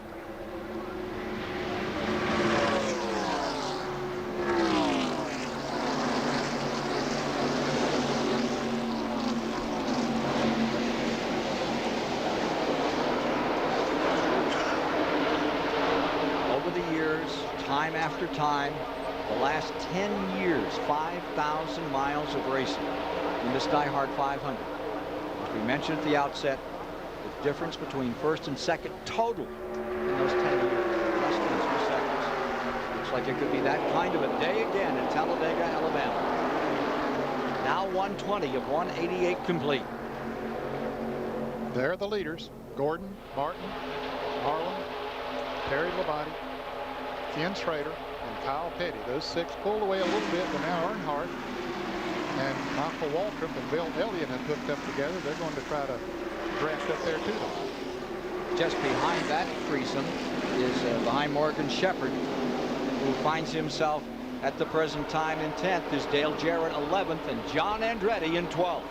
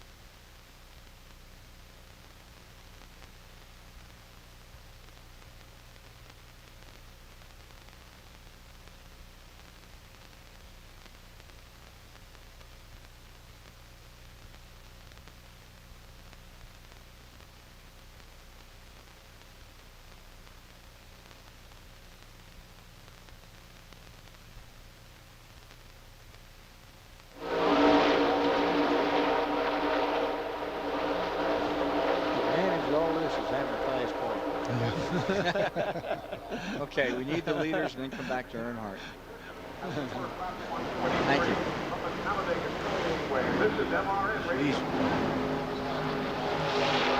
He's got 4 new tires on him, too. Oh. Because he can run low now. Couldn't all of them.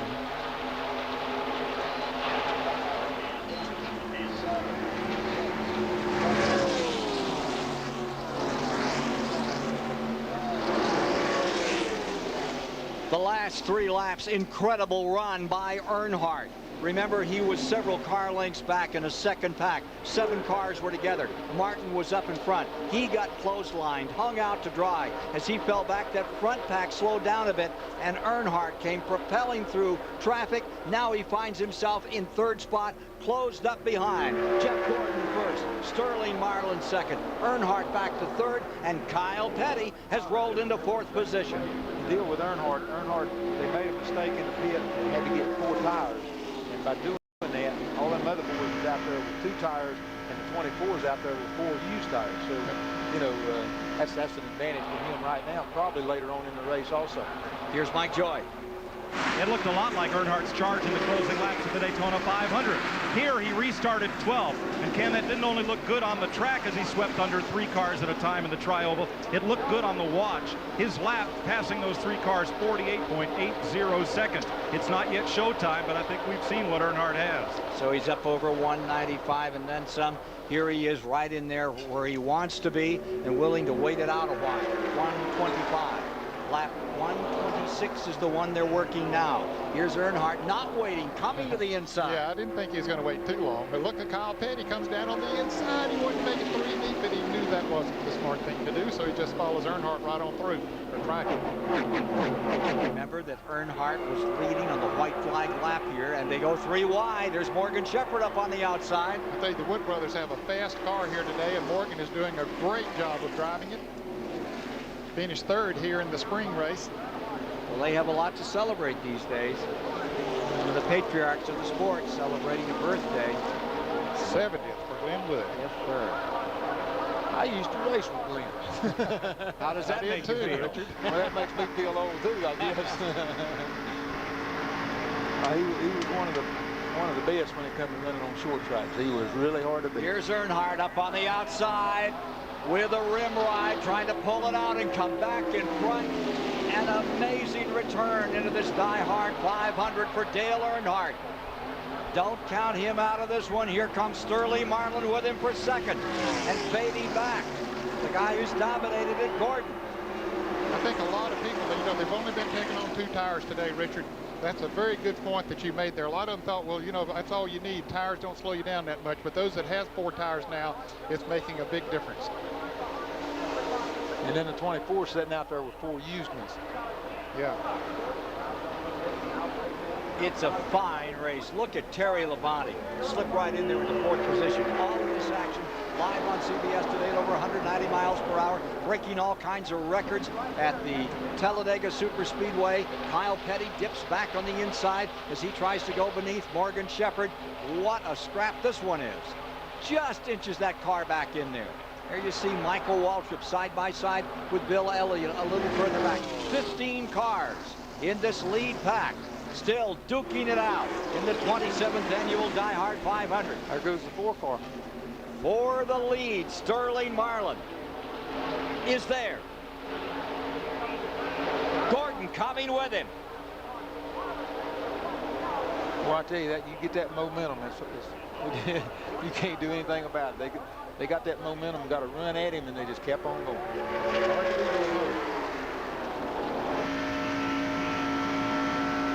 Jeff Gordon swings it out a little here. Just keeps his foot flat on the floor. And there you see the battle up in front among the top 15 all bunched together. David Hobbs. Well, I just spoke to Barry Dobson, Kyle Petty's crew chief, and they're extremely happy with the way he's going. On this last stop, they put 4 tires on for the first time, and for the next stop, they're only going to put outside tires on. That's what they've been doing all through the race so far. And Kyle's just sitting there, biding his time and hoping he's going to be in really the right place at the right time when this race runs out, and he and Felix Zavala can have their 2nd win of the 1995 season. And what a place to put it up in this record-breaking race. Saw Felix Zavala looking on as his car number 42 swings to the inside, and that 3 wide dicing goes up into 3rd. Great run by the Pontiac. Back comes the Chevrolet of Earnhardt on the outside.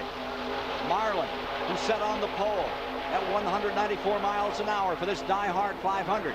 Back in front for the first time since lap 20. $120,000 bonus. He's in front of the Checker Falls today. Michael Waltrip pulls down to make it 3 wide. Now it's beginning to look like yesterday, Ned. Yeah, a lot of cars making a lot of moves out there. And you can't step off the gas. You've got to keep your foot down and make these moves. Everything in your body instinctively would say you got to lift, but if you lift, you're history. You've got to keep it down there and make those moves wide open. You just can't afford to get off of that gas because you lose that momentum that Richard was talking about there a moment ago. And if you don't have that, you're going to get blown away. Kyle Petty comes down to the inside as he tries to make a move on Earnhardt. This is the best they've run this year. The Felix Zavetta's team, they've been suffering some, but right now there's a smile on Felix's face as they swing through the tri-oval and come back. Even Stephen III loses a little here. It's hung on the inside, and back comes Earnhardt, Martin, Michael Waltrip. We've got a race today, folks. Don't go away. CBS is bringing you the DieHard 500 from Talladega.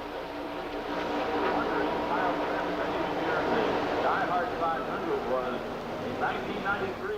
Recorded a 4th place.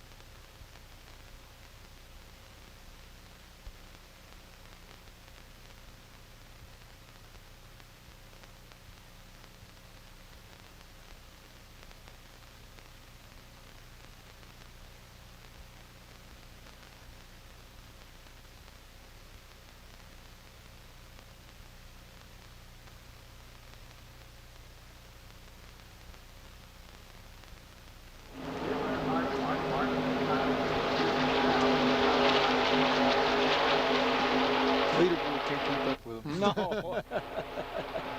They always lap behind. Can't work. That one over there is fair. will help Michael out. Was the last one I think the world will help out. Who's on the radio with Kyle? Probably Barry Dodson. Before it's pulling down. Yeah, that's Barry. Squeeze back in. Well, yeah, that's a spot. Yeah. I heard Barry a little bit earlier. Yeah, but he said come back down, so I'm picking a spot. Thank you. And will we be hearing that at home? Thank you. Oh, boy, that is some race. Wow. Oh.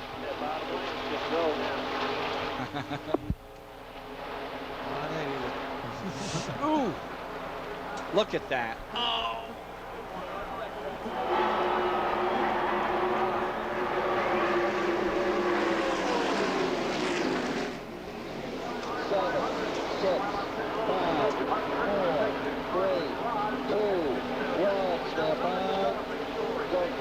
Throw out the computers, throw out the program, just watch from here on. They're dicing for the lead, moving back and forth. Earnhardt has it for the moment. Here's Gordon into second. Marlin was up there a moment ago. Martin is moving in. Kyle Petty has been up there. That is some show here at Talladega, Alabama. Before is looking to the outside, everybody back 2 cars. You're listening to Communications with Kyle Petty back there in the 42, the lead Pontiac in this troop. A correction on that. Now Michael Waltrip has pulled up as the lead Pontiac, and this crowd is having a ball. Up and cheering as they come by another time. Here comes Martin. Ford down on the inside, trying to bring that low line up, and here's Sterling Marlin ducking underneath him. Michael Waltrip coming with it. Boy, Martin's car got very high there. It just washed all the way up to the top of the racetrack. Wasn't a great deal he could do about it either. At 190 plus miles an hour, Earnhardt has the lead. A bit of breathing space, maybe a car and a half length. Then Marlin is in second. Michael Waltrip pops up into third, and Kyle Petty's right there in fourth. Martin on the outside in fifth. Then it's Morgan Shepherd in the sixth position, sliding a little as they come off that corner. And still there, you're getting some help. And Morgan just pulled out to sixth position.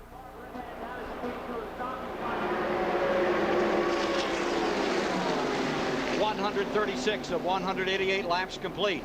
361 miles down. 21's pushing him there. Brett Bodine is on pit road. Understand that Hut Strickland is, they say, getting into the 11 car now. Hut Strickland taking over. Come and help him. Brett Bodine coming out of the car. Yeah, heat's starting to get to him now. Don't look like he's getting them front fellers, though, does No, they don't have time to think about it.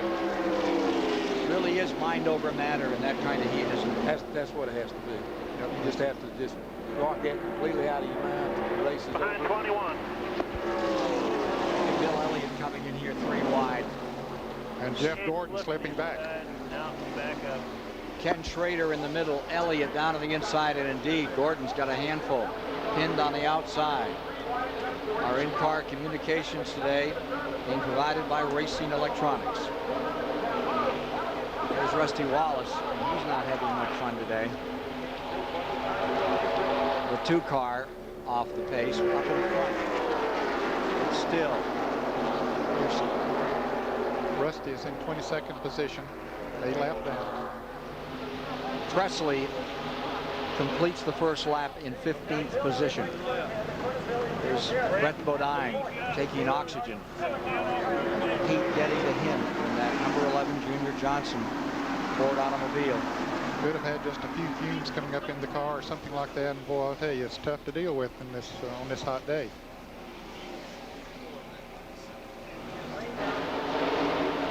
Marlin closes in again. Just about like running an event in a pizza oven, and there's been... And there's a spin. There's trouble. Car upside down. Schrader. Schrader's number 25, side over side, end over end. Another car in trouble and also getting airborne. Terry Labonte is involved. His car spinning around on the grass. There is Elton Sawyer spinning around. Rusty Wallace there. There's Lake Speed. There's Rick Mask. Bobby Labonte is up against the wall. Big take a look and see what happened in a moment. They're racing back to the line as they come to the stripe, getting through it. Earnhardt is okay. Marlin for second. 30 comes across next. Michael Waltrip. Jeff Gordon getting through it. He's okay. He was right at, Jeff Gordon was right there where it started to happen. I don't know if he was involved in the happening of it, but he did get on through. There you see Bobby Labonte's car that's up against the wall. Clean stop, guys. Bobby Labonte's number 18 pressed up against the wall. Morgan Shepherd, Kyle Petty, he was able to get through. There's the 75 car, badly ripped up. Oh, that's a bad break for Joe Gibbs' team. But it's good to see Bobby Labonte climb out of his car. There you see Lake Speed's car, and the nose on that one, Savage. That one really I got some more rags up. if you need them. But the big story was Schrader. You could see it airborne. Here's Ricky Craven's 41. That's all torn up in the back. And here is Todd Bodine. Front and rear of that car torn up. We'll get back and show you some replays in a moment. This happened on lap 138.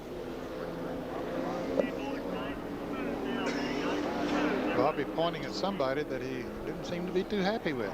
And I thought it was Gordon. I did too. It's Gordon. That's who he was pointing at. But the deal is, it's just been such a clean race and stuff, and then just one little mistake just wipes out 5 or 6 cars. We should mention there have been a couple other records set before we got to this one. I think this is going to be a lengthy caution. You may throw away a chance for an overall speed record. Even with that caution, they had to pick up that debris. They set a record back at 120 of 179 miles an hour. That was with Gordon in the lead. The old record was Cale's way back in 1978 at 178. And there you see Schrader's car absolutely destroyed. Well, he took a nasty roll. There was so much happening, couldn't see it all. And here are the leaders coming down pit road. This should be their last pit stop of the day. They should be able to go the rest of the way from here.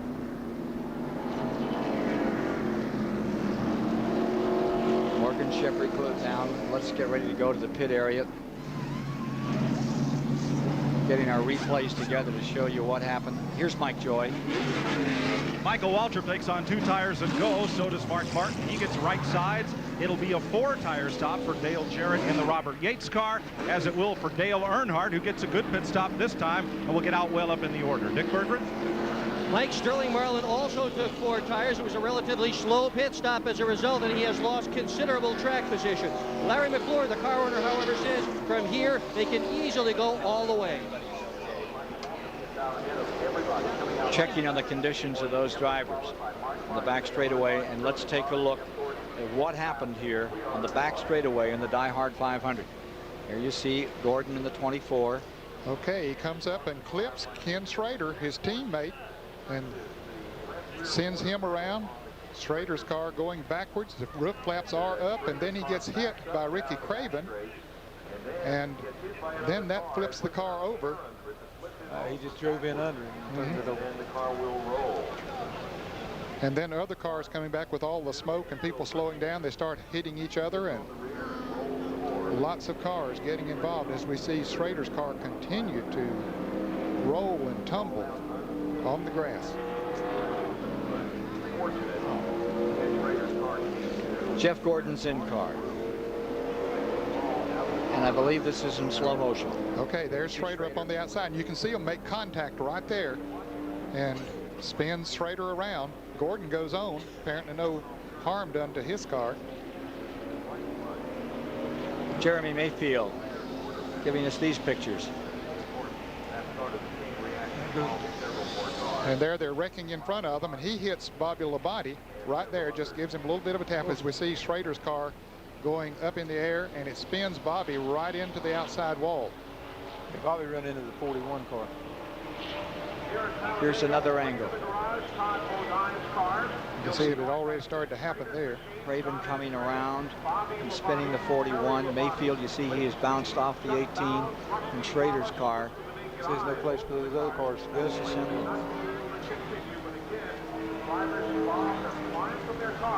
In cars now at normal speed. You saw them in slow motion. Now take a look in actual speed. Gordon Okay, right there's where he clipped him. He Gordon never keeps lifted. going. Nope, Gordon keeps going. You can hear that motor Yeah, wide the open. motor's still wide open, which he done right.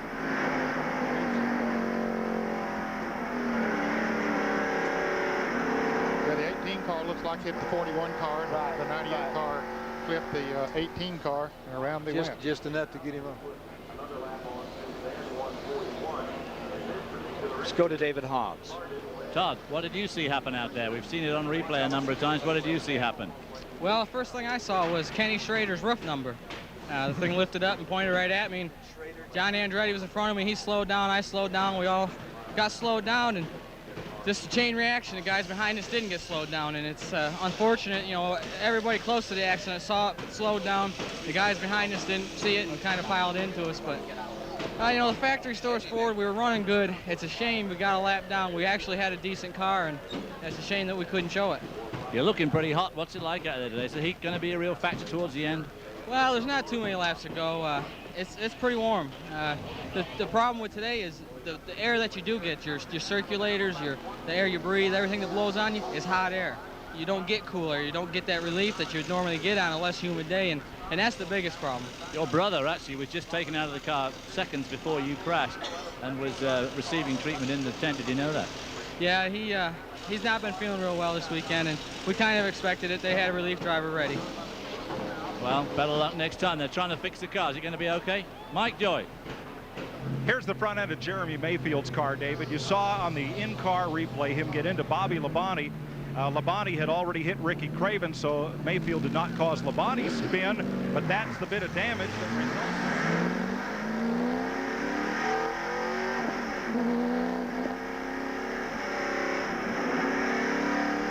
Riding with Jeremy Mayfield as he comes back out of the track. We've lost our communication for just a minute, Mike.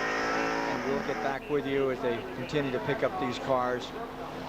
It's for 32. That looks like Bound's car that also got clobbered out there. More in a moment.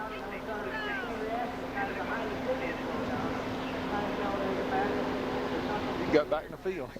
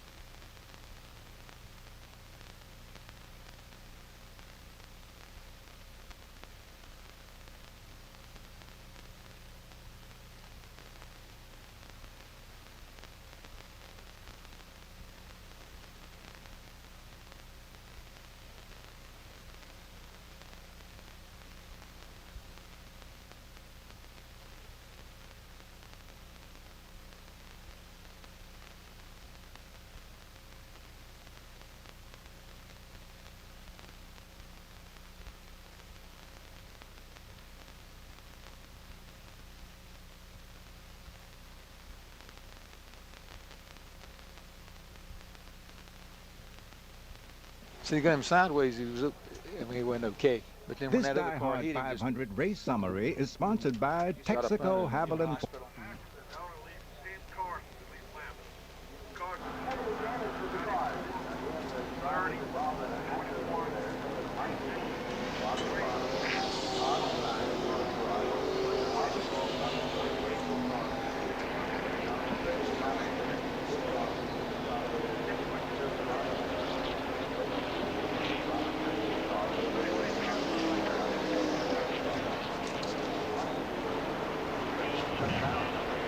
Yeah, we need to see this again.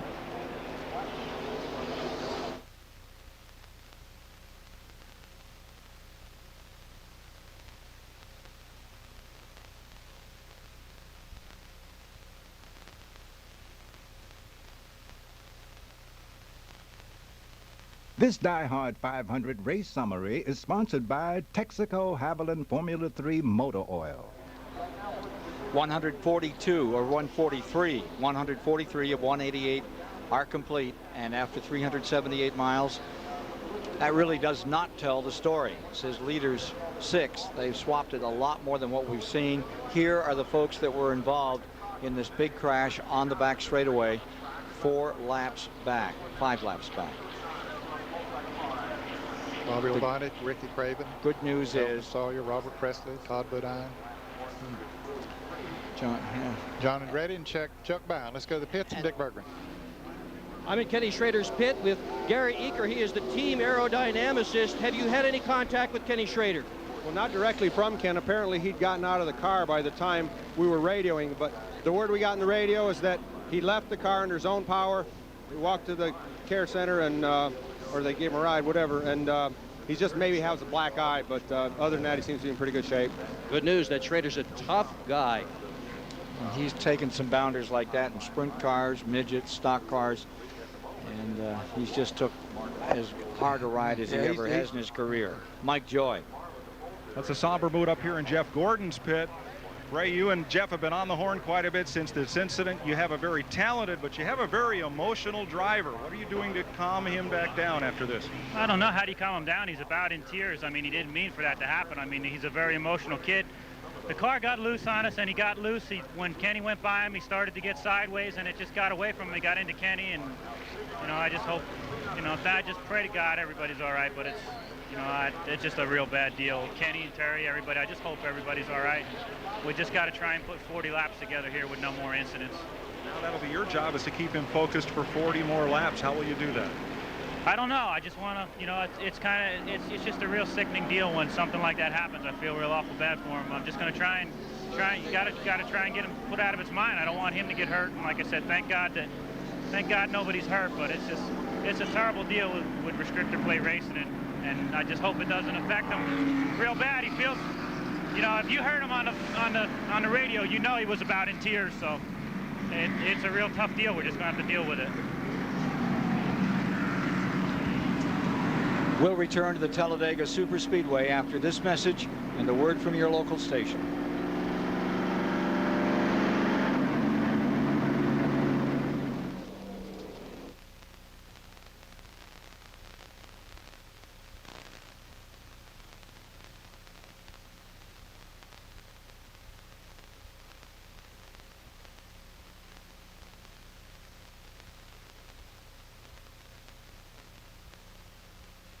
See there that we don't really need a telestrator to.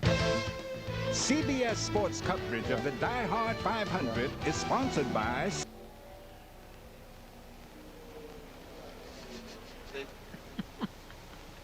You are so bad. 21. Correct.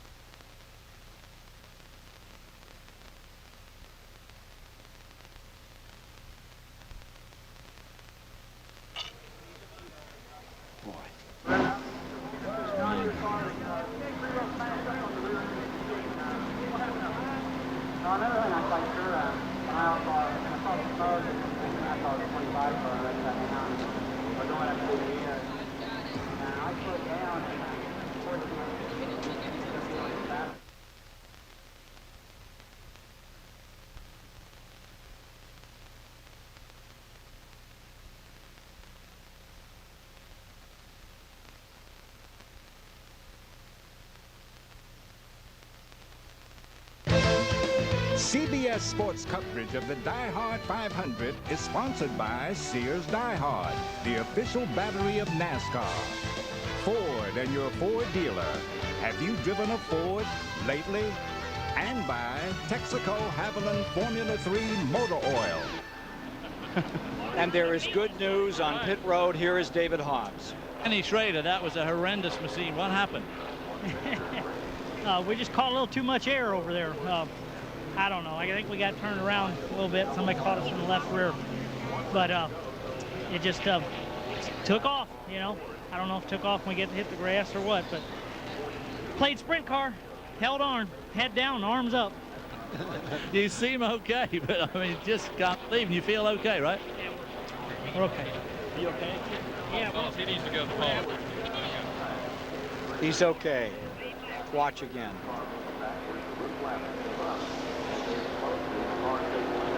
Yeah, the 41 car got under him, I think, and just scooted him right on up in there. His luck has been so bad. He had such a great run at Charlotte. Thought he was going to win that one. He's had a bad year, and he's lucky to walk away from this so that it's not a worse year than what he's already having. There he is, just getting tagged by his teammate. Last week led for 4 times and then had the engine go away. Looks so good at. Oh. That's Jeremy Mayfield in that car. One tough customer. That is Ken Schrader out of St. Louis, Missouri, Fenton. Well, that was a terrible roll. Here's what Bobby Hamilton saw through the smoke. Bobby just stopped. They just told him to stop it. So he just waited. You see, he started off there. He was able to pick his way right on through there. He said, let me get on out of here. Get that thing in another gear. Yeah, but he was running first and second gear just to run real slow. Coming back to green at lap 146. Down for a decision. 15 cars in the lead lap of the 27th annual DieHard 500. As they come to the line, Michael Waltrip has a Pontiac in first. It's Mark Martin in the Ford in second, Dale Earnhardt Chevrolet in third, followed by Sterling Marlin, Jeff Gordon, Kyle Petty sixth, Dale Jarrett seventh, Morgan Shepherd eighth, Bill Elliott's in ninth, Robert Presley in 10th. Only 10 lap cars in the lead lap, Ken. 10 indeed. Jimmy Spencer is 11th. He's 1 lap down. With him is Musgrave in 12th, Michael Wallace 13th, Sawyer 14th, Bobby Hill in 15th, Derek Cope 16th. And one of the things we did see in that accident, we reported earlier that Bound was out. We showed him as a retiree. He had come back on the track and got himself collected in that incident. Underway, back straightaway, Spencer. Back in the lead lap. Defending champion. Musgrave trying to make the same kind of maneuver. Martin goes on the high side of Spencer. Here comes Musgrave down on the inside. Spencer caught in the middle. That's going to be close there with the 4-car Sterling Marlin. Mark Martin coming to the inside, trying to put Ford out in front. For the second time today, here's Martin pressing on the bottom, and he's going to lead this lap. The guy who pulled off the big surprise in April, Mark Martin, is back in front at Talladega. Going into the last lap in April. Earnhardt at this race won. Then he and Gordon got together, and coming out on top was Martin when they crossed the finish line. Back straightaway, Mark Martin in first. Here's Gordon in heavy traffic, Jeff. Looking for some running room, trying to pull himself back up through in this one, gather himself back up after this major incident. Here's Earnhardt in third. Lap cars around him. Boy, he looks so cool and calm there. Probably calmer than his wife and his mother. I imagine he's feeling pretty confident with that car. Yeah, that car is good today. Gordon into fourth. Working the high side.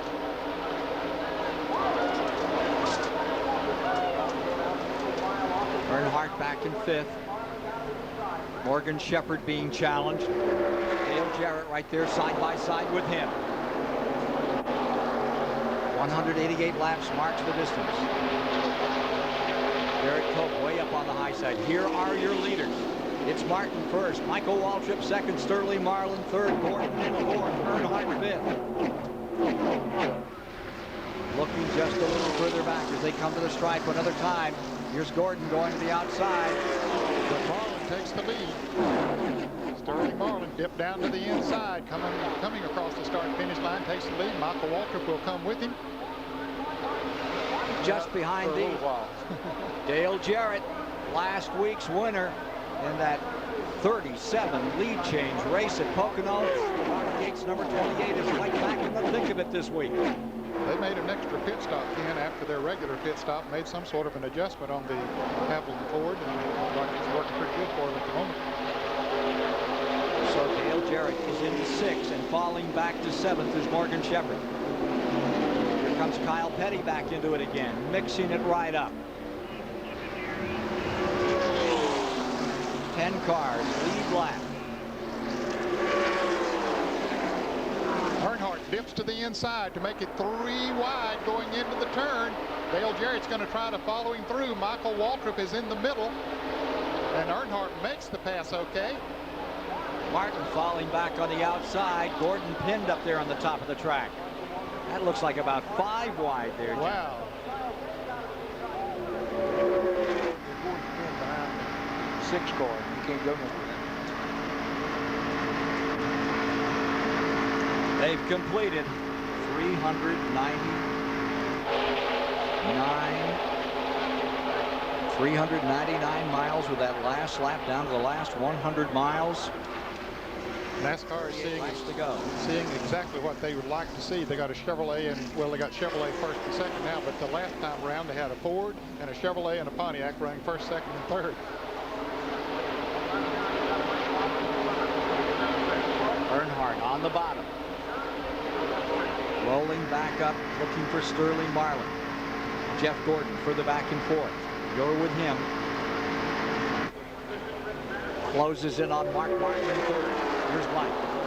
Steve Meal looking out at the tri-oval here in Mark's pit. You're the fastest Ford in that draft of Chevys and Pontiacs, but is being the fastest Ford going to be enough today? I don't know. It feels like we're not going to get a lot of help. When we won here in the spring, we got a lot of help from the Chevrolet guys. It looks like the Chevrolet guys are kind of hooking up with each other, and the Pontiacs are diving on them too. So without another Ford, I don't know if we got a lot of help. The 28's up there now. The 29 is a real good friend of ours. They might help us. We're going to have some other Ford guys in order to win this thing. Well, he's got, as he said, the 28 and the 21 in the lead draft, and those first 7 cars now beginning to pull away. Michael Waltrip has dropped back to 8th, and he has lost the draft of the lead pack. Bill Elliott is running 9th. Those are the only 9 cars in the lead lap. No, 10 cars in the lead lap. Robert Presley is still. He's running 10 further back. And Robert Presley is really running very slow. I mean, he's not even in the pack of cars. He's just went by the start-finish line. He's half a lap behind right now. A week ago at Pocono, Sterling Marlin had his worst finish in 8 races. He was 18th. He ended that streak of 7 straight top 10 finishes. Trying to make up for it today. Currently number 2 in points by 106 to Gordon. Leading over Earnhardt, Martin, Gordon, Jarrett, Kyle Petty, Morgan Shepherd in the final moments of the DieHard 500.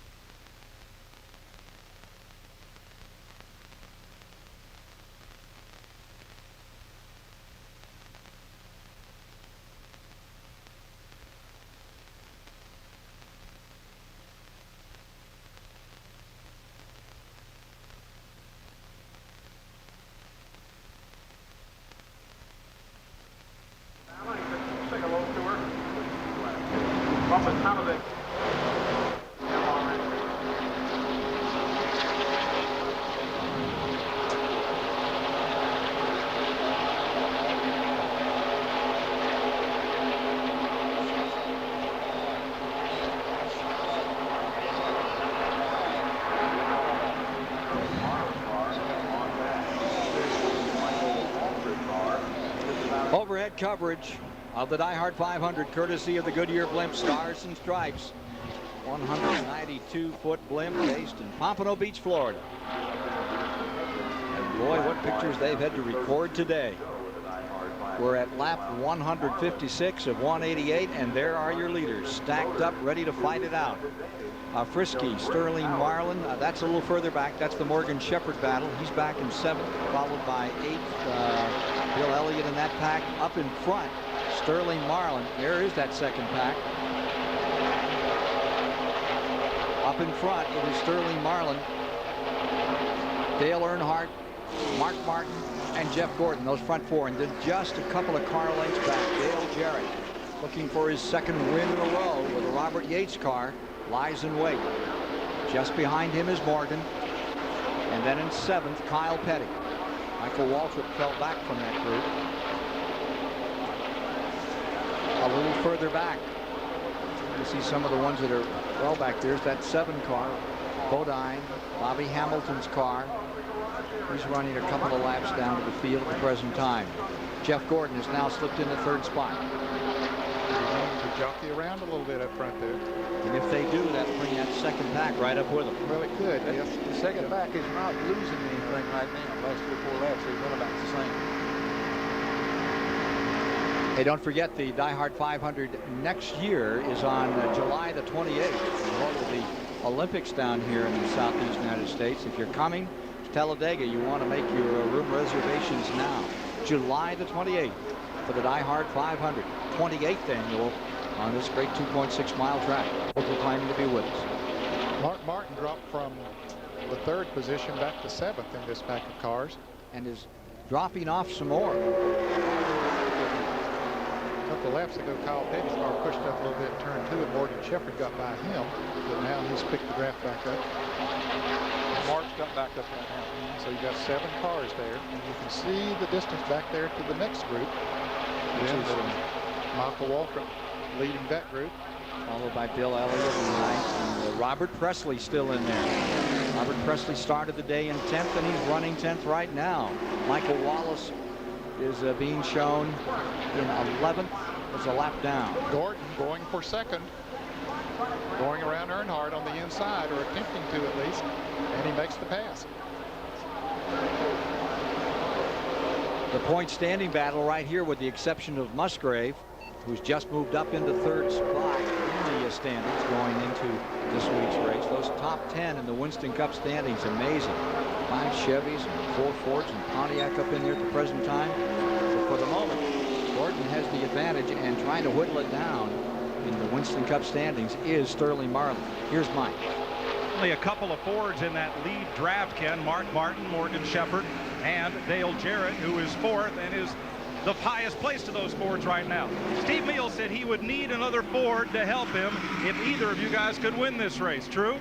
I think we're going to need more than one more Ford. You know, Mark and them's been awfully strong, but Steve and I talked a while ago. We're just hanging on. We're just there in the middle, hoping nobody makes a move. We kind of feel like we went to a gang fight and only a couple of members of our gang showed up. So I don't know. You know, we worked on this car all day. Dale has driven his heart out. We're just proud to be in position we are right now. And, you know, you never know what happened the last 25 here at Talladega. Smartest man in this sport, Richard Petty, often said, the best you can do on any given day is put yourself in a position to win, and then circumstances dictate the rest. About right, Richard. Yeah, that sounds like a good quote to me. It works for me a lot of times, I'll put it that way. For whom are the circumstances going to work out here? Now Here's there's Morgan Shepherd swinging out. Yeah, he's trying to pass Dale Jarrett up on the outside. Makes that move, and Kyle Petty's going to try to go with him. Mark Martin's got to run down on the inside, and Morgan does make the pass. He's had a strong car. The Citgo Ford has been very strong here this afternoon. And they get back in a straight line again. Let's see if that's true all the way back through this group. That second group really is catching up to them. Yes, they are. Yeah, indeed, every time they pull out, they just catch them that much more. Back to the pits and Dick Berggren for this story. One of NASCAR's senior statesmen, Ken, Glenn Wood, turned 70 years old on Tuesday of this week. That's a long time. What's it like to be 70, Glenn? Well, it feels great. I'm just glad I can still be around at the racetrack at 70 years old.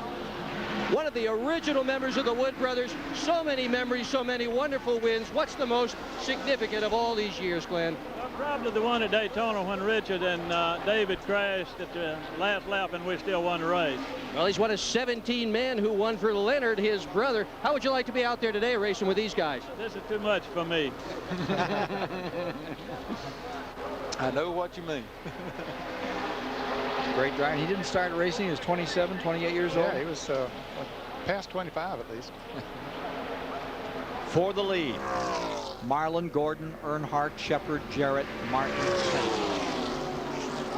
Michael Waltrip with that second group, bringing Bill Elliott along now, closing into these leaders, and really closing at this point. Yeah, there are 9 cars in the lead lap, and we're going to have them all running in a single file here in just a moment or so, because Michael Waltrip and Bill Elliott are catching up to them. There were 7 cars in the lead pack, but now the others are coming to them. 193.7 late in the going. Yes, it is. Moving right along. Not down to those couple of caution flags, but we were really setting some records here early. Here's Mike.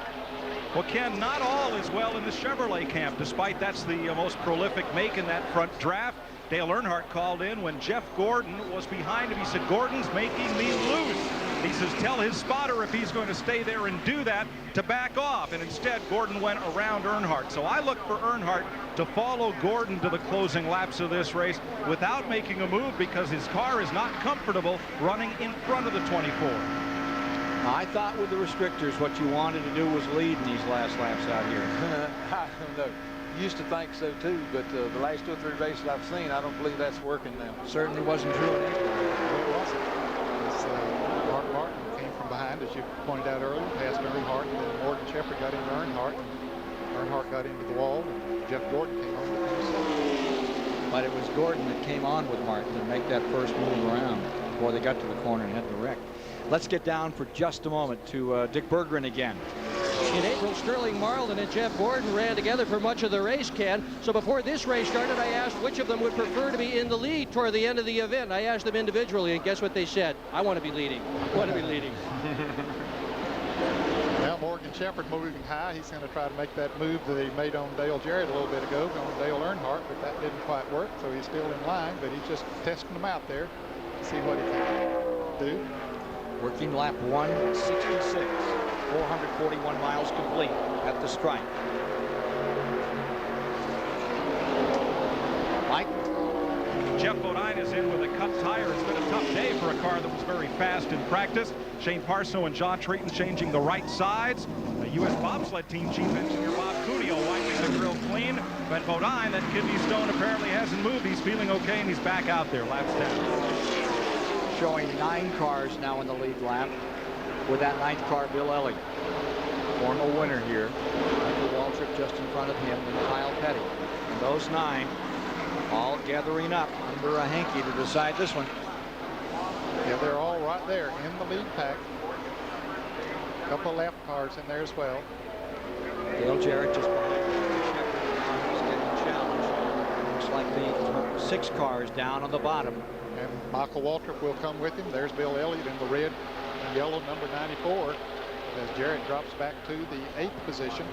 Note that in 7th position, Kyle Petty has now dropped back to 9th. Good run for Elliott today, huh? You know, yeah, great run.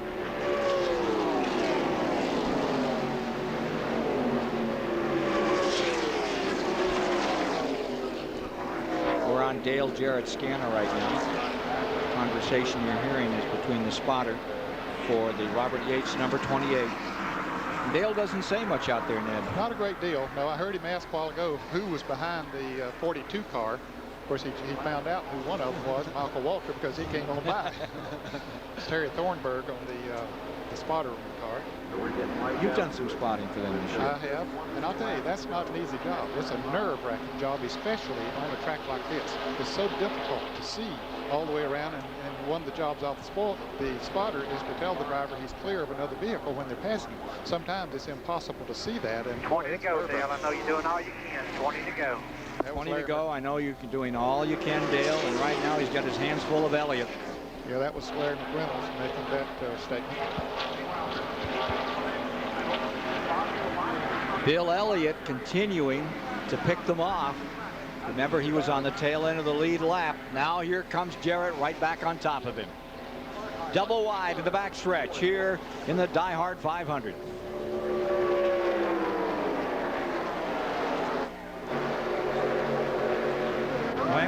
Lance, this is my mic's still open. Lance? Yeah.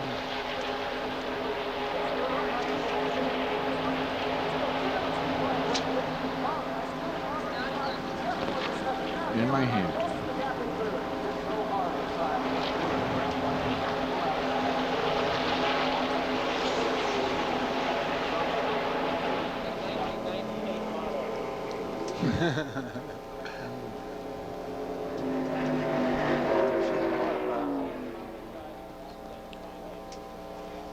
No. We knew what your thoughts were. Yeah.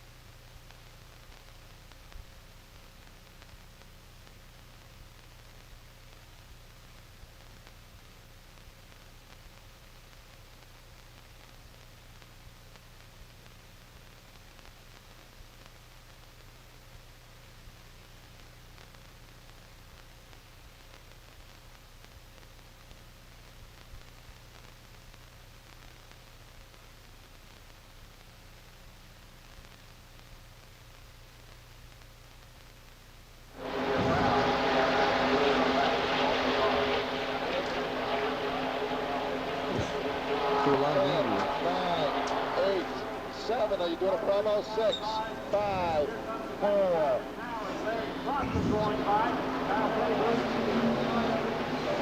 Coming up next, the CBS Sports Show takes you to the Rocky Mountains. Coverage of the 14th U.S. Olympic Festival, featuring figure skating, the pairs and ladies short programs. Plus, we'll go to the boxing ring as America's Olympic hopefuls go toe-to-toe. That's coming up next on the show. Top 5 looks like this at the present time, with Sterling Marlin pacing the field, trying to get that $120,000 bonus. Jeff Gordon right there hanging on the rear bumper, and perched in third spot, it's Earnhardt. Further back, you see Jimmy Spencer. He's in 10th spot up on the outside, and with him comes Musgrave just behind him in 11th. Martin has dropped back a little bit there as the Bill Elliott car gets up beside of them, and they're beginning to lose the front draft. That's right. Elliott and Martin backing up just a bit here from that front draft. So there's 7 cars in that lead draft. Trying to pull away now. That front 7, Marlin, Gordon, Earnhardt, Shepard, Michael Waltrip, Kyle Petty, and Dale Jarrett. Here's David Hawes. Ken, just 3 laps ago I spoke to Mike Beam, he told me that he thought that Bill Elliott had got enough car on him to win this race. He's won it before. He feels he can win it again, but he desperately needs a dancing partner. I guess they thought they had it in 28 car, but as you just saw in the last couple of laps, they somehow slipped back out of contention again. So with just a few laps left, this is going to be right down to the wire all the way, especially for Bill Elliott, who struggled his way right from the back to the front, alongside, of course, Kyle Petty. Bill Elliott trying to get another win going, the 1988 Winston Cup champion. 6th that season. He's back here with Mark Martin now, and they have fallen back from the front 7 in this lead lap, and there are. But they've hooked up together now, and they're gaining back on them now. They're beginning to pick back up. Dale Jarrett's dropped back about 4 or 5 car lengths to 6, and there you see Jarrett about to come into the picture. There he is, and then Bill Elliott and Mark Martin are closing in. So they'll pick him up. They're not good. They get that draft. It makes a difference. Coming by this time, 174 down. You would wonder how Jeff Gordon is coping and focusing right there now after that incident that tore him up so bad when he tagged the Schrader car and sent his teammate crashing down that backstretch. Looks very strong right now. Here's Dick Berger. Well, Richard, you needed a good, strong finish today, and it looks like you're working up to one, but is that car strong enough to win this race? Well, you know, it looks like it's, coming up to be a typical Talladega finish here at the end. It's going to be one of those deals anybody can win, I think. Where do you want to be on the last lap, Richard, as we come into the last lap? Well, it kind of depends on your car and how it's working, you know. A lot of times it's better to be out front. It just depends on if you think you got anybody there with you to help you, and, you know, we don't know right now. Okay, we're getting down to that last lap very soon. Those front cars trying to stay just as straight as they can, one behind the other, so don't give anything away. Those three Fords got hooked up there, and they caught right up in just one lap. Yeah, it didn't take long once they got hooked up in single file.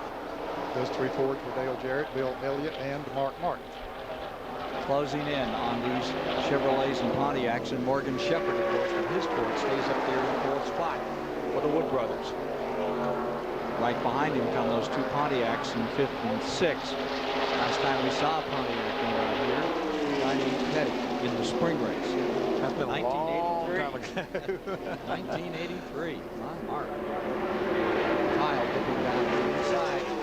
Well, Jarrett going to the outside of him and might catch Kyle down there without somebody to draft with, and that might cost him about 2 or 3 positions. Not a whole lot to do about it, but as they run side by side, that lead pack will get away if they aren't very careful. And here comes Mark Martin. He's the white and blue car down on the inside of the tail end of this lead pack. So Jarrett was not able to make the pass.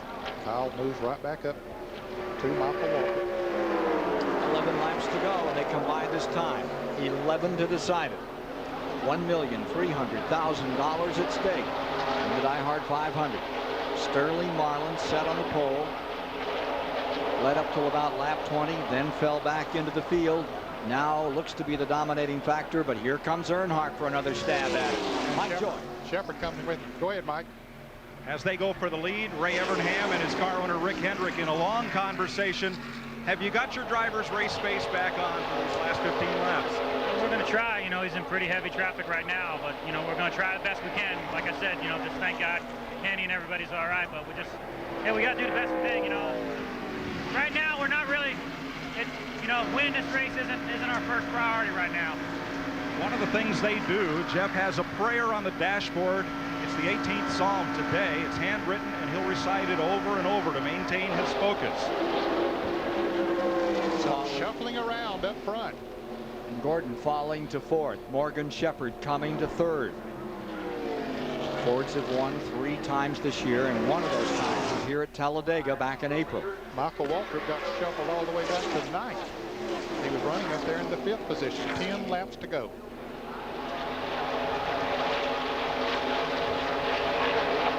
Well, you guys want to give us some strategy to win this race? Keep your foot on the floorboard and hope, look for holes. I hope it works. Yep. Morgan Shepherd has driven an outstanding race. He really has. He has driven a tremendous race in the Wood Brothers car. Kind of a Terry Labonte race. You've never really noticed him until it's time, and then he's there to be noticed. Well, he was the saving grace for a lot of drivers back there after they made some green flag pit stops and they got separated, and they were back there about 12, 15 seconds behind, and he was leading that pack. And finally, once he got to the lead of the pack, he was pulling them as fast as the leaders were running, so it kept him in contention. The number 21, the famed Wood Brothers of Stewart, Virginia. State of Virginia is going to open a museum up there. Wood Brothers in that little town. If there's one family that preserves it these days, it's the Wood Brothers. They have 5 wins here at Talladega. And of course, they won this race. It was in 1980 with the great Neil Bonnet. They won 3 Pearson in the spring race. There are the front 6. Again, Marlin in first, Earnhardt in second, Shepherd is third. Jeff Gordon lies fourth, and Dale Jarrett has fought his way back to fifth. Right behind him is Elliott and then Mark Martin. And Kyle Petty and Michael Waltrip have just about lost the draft of those front 6 cars. They're back with Jimmy Spencer. 7 cars, I should say. 7 cars in the lead draft. Jimmy works right here. Jimmy Spencer is a lap down in 10th. Musgrave stays 11th, and Michael Wallace in the Donlevy car is up in 12th, and what a good run that is for him. He's having a good run. He got caught out of the draft early in the race and went a lap down, but since he's very, very good. To Dick Berkeley. Well, Tony Glover, your car is in the lead right now, but this is Talladega, and all sorts of things can happen at the tail end of a race here. How do you play your cards toward the tail end? His foot on the floorboard, and if they can get by him, fine. If they can't, then maybe we'll come out the winner. We'll just have to wait about 7 more laps to see what happens. And this is the same car that won the Daytona 500. This number 4 that is in the lead right now. And it's got that funny sound to it. Here's Dale Jarrett and Morgan Shepherd making a move to try to go around Jeff Gordon. Then Jarrett dips back to the inside. And Shepherd's still up there on the outside. Shepherd's going to make the pass, or at least he's up beside him going down the backstretch. Gordon caught down on the inside. No one to draft with. That might cost him a bunch because there's a lot of Fords working together right there. There he goes. There he goes to the back. That's the hard part of it. You can get left out so easily, Richard. Yeah, that's what happened. He was trying to get by Morgan, and then Morgan got going, and then the 28 hooked up behind Morgan. They went both went by him. And it's so hard to climb back up.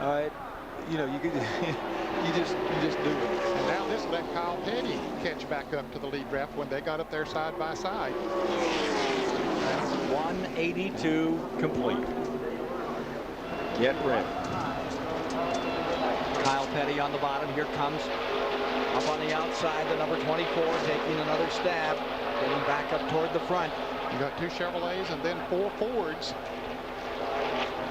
running in a line there. Looks like the Fords are working together too. Yeah, except Dale Jarrett. He decides he wants to pass that Ford in front of him.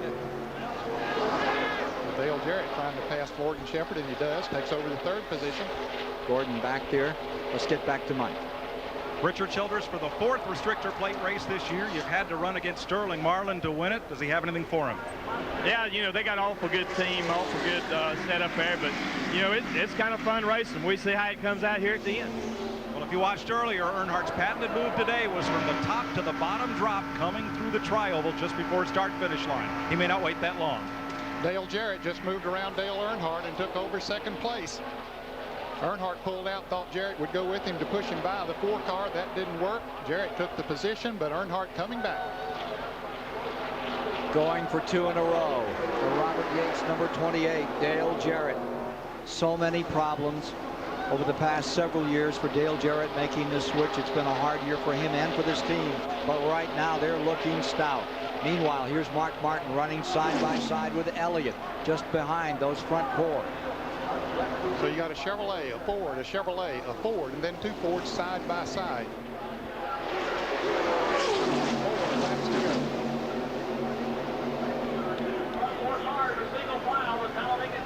Now those front 4 cars beginning to pull away as Mark Martin and Bill Elliott run side by side back there for the 5th position. Yep, it's over for them if they stay like that. Yeah, any distance at all. Now Elliott breaks loose, so that might be able to put him in position to pitch back up. What a quartet to decide it. And here comes Kyle Petty right back to the inside on Mark Martin. And going high is Gordon, way high. He is off his pace now. He slides back to this field. In front, Marlin, Jarrett, Earnhardt, Shepherd. Chevrolet, Ford, Chevy, Ford. And Bill Elliott's catching up. Let's go to the pits and Mike Joy. Robert Yates watches his car go past in 2nd place in a tight draft with Sterling Marlin. Robert, he just showed he's got the power to pull out, but can he pass the 4? I don't think so. I mean, I hope this thing turns out like last week. I said we couldn't do it. I don't think we can do it. Okay, not much optimism here, but on that last lap, anything goes at Talladega. It's going to be exciting. So buckle those seat belts. Pull them up. Grab onto that couch. Here's Kyle back to the bottom. Mark Martin up on the outside. Back there in 6th. And right behind them, Michael Waltrip stacked up with Bill Elliott. Rather with Jeff Gordon. Yeah, Bill Elliott up to 5th. Yeah, he's sort of there by himself. He's trying desperately to catch the lead Ford. Looks like he might be gaining a little bit on him. 2 laps to go. White flag next time by. You know that Earnhardt has got something planned. sounds very much like Robert Yates and Dale Jarrett. They've thrown everything they have at this effort, and they're running just as hard as they can go. The question probably is Morgan Shepherd in the 21. He can have a lot to do with the outcome of this race. Sure can. Earnhardt's crew watching on telly as it comes around. Don't want to miss any of this, guys. And here he is at work. The 7-time national champion, 5-time winner here. Earnhardt back in third. White flag is out. Down to it. Sterling Marlin brings them down into turn number 1. Perfect line. Earnhardt trying to get under Dale Jarrett, but Jarrett's right on the bottom of the racetrack. There was no room there for that. You got to run. Jarrett's going to try it on the outside. Marlin closes that gap. Nowhere to go. No power to pass. 4,000-foot backstretch is covered into the third turn. Final time. Sterling Marlin leads them down. Jarrett with that Ford in second. Earnhardt Chevrolet right there.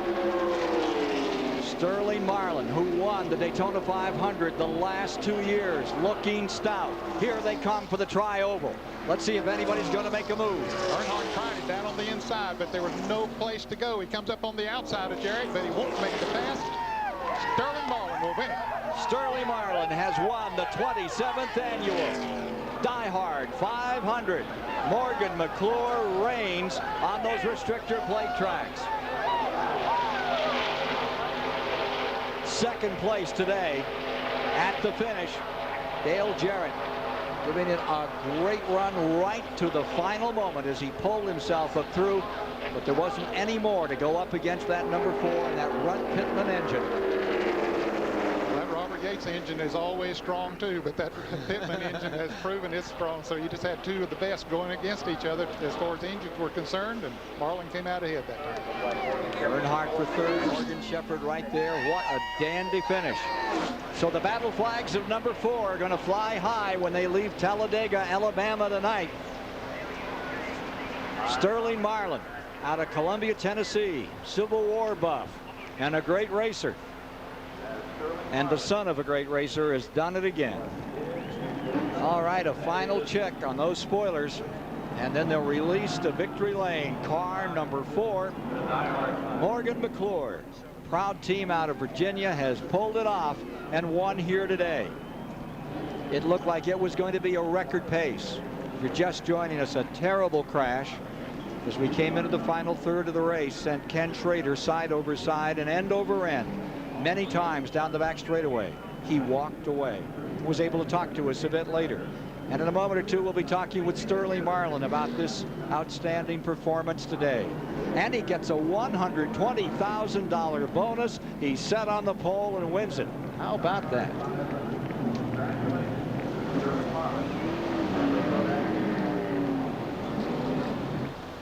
Dale Jarrett takes second. Dale Earnhardt finishing third.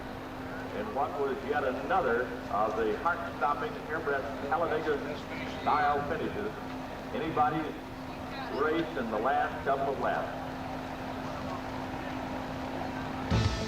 And a race that may well eclipse the all-time record for average speed in this event of 176 miles an hour plus, set by Ernie Irvin.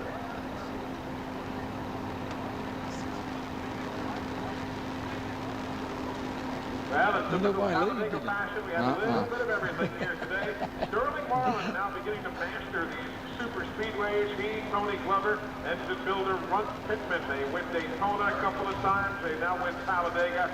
Awfully potent racing team. We'll be talking with Sterling in just a moment or so. Meanwhile, down in the garage area, two other top finishers. Let's go to Winston Kelly. Well, Dale Earnhardt has climbed out of his Chevrolet. Dale, another typical Talladega race. How about those last few laps? Just looks like you couldn't get any help to get around in front, guys.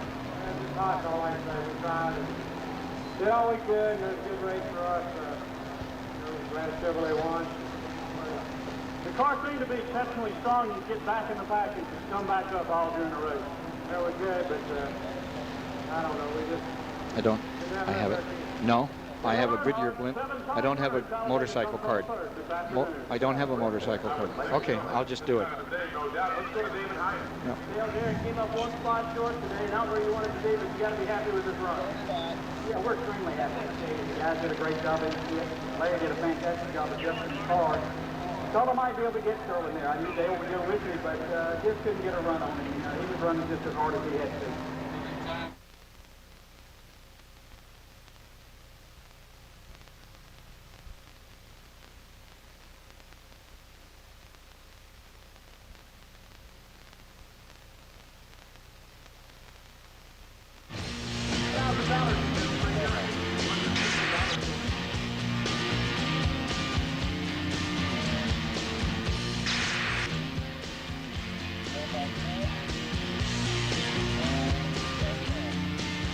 From today, the greatest motorcycle riders in the USA are going to be in Peoria, Illinois, and CBS will be there to bring you all the action. I think you'll like it a lot. Our thanks to Captain Chamberlain and cameraman Bob Rosedale for today's overhead shots, courtesy of the Goodyear blimp, stars and stripes. Nice job, gentlemen. Let's go to Mike Joy with the winner.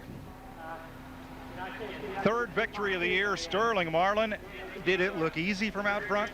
No, it didn't. I tell you, there's all back there running good, and I just tried to, block inside and not let them get by. And the car drove the best, did it to last. Tony, Runt, Larry, the whole crew did a great job. All the boys at the shop, and my hats off to them. They give me a great race car. Sure, a lot easier to win from out front than the middle of that pack, though, isn't it? Yeah, it's hard once you get back there and get in all the traffic. It's hard to pass, and the crew had some great stops, stayed up front all day, and everything went perfect. Kodak Chevy. I want you to meet the two fellows that make this go. Here's the horsepower, Runt Pittman, and the handling, Tony Glover.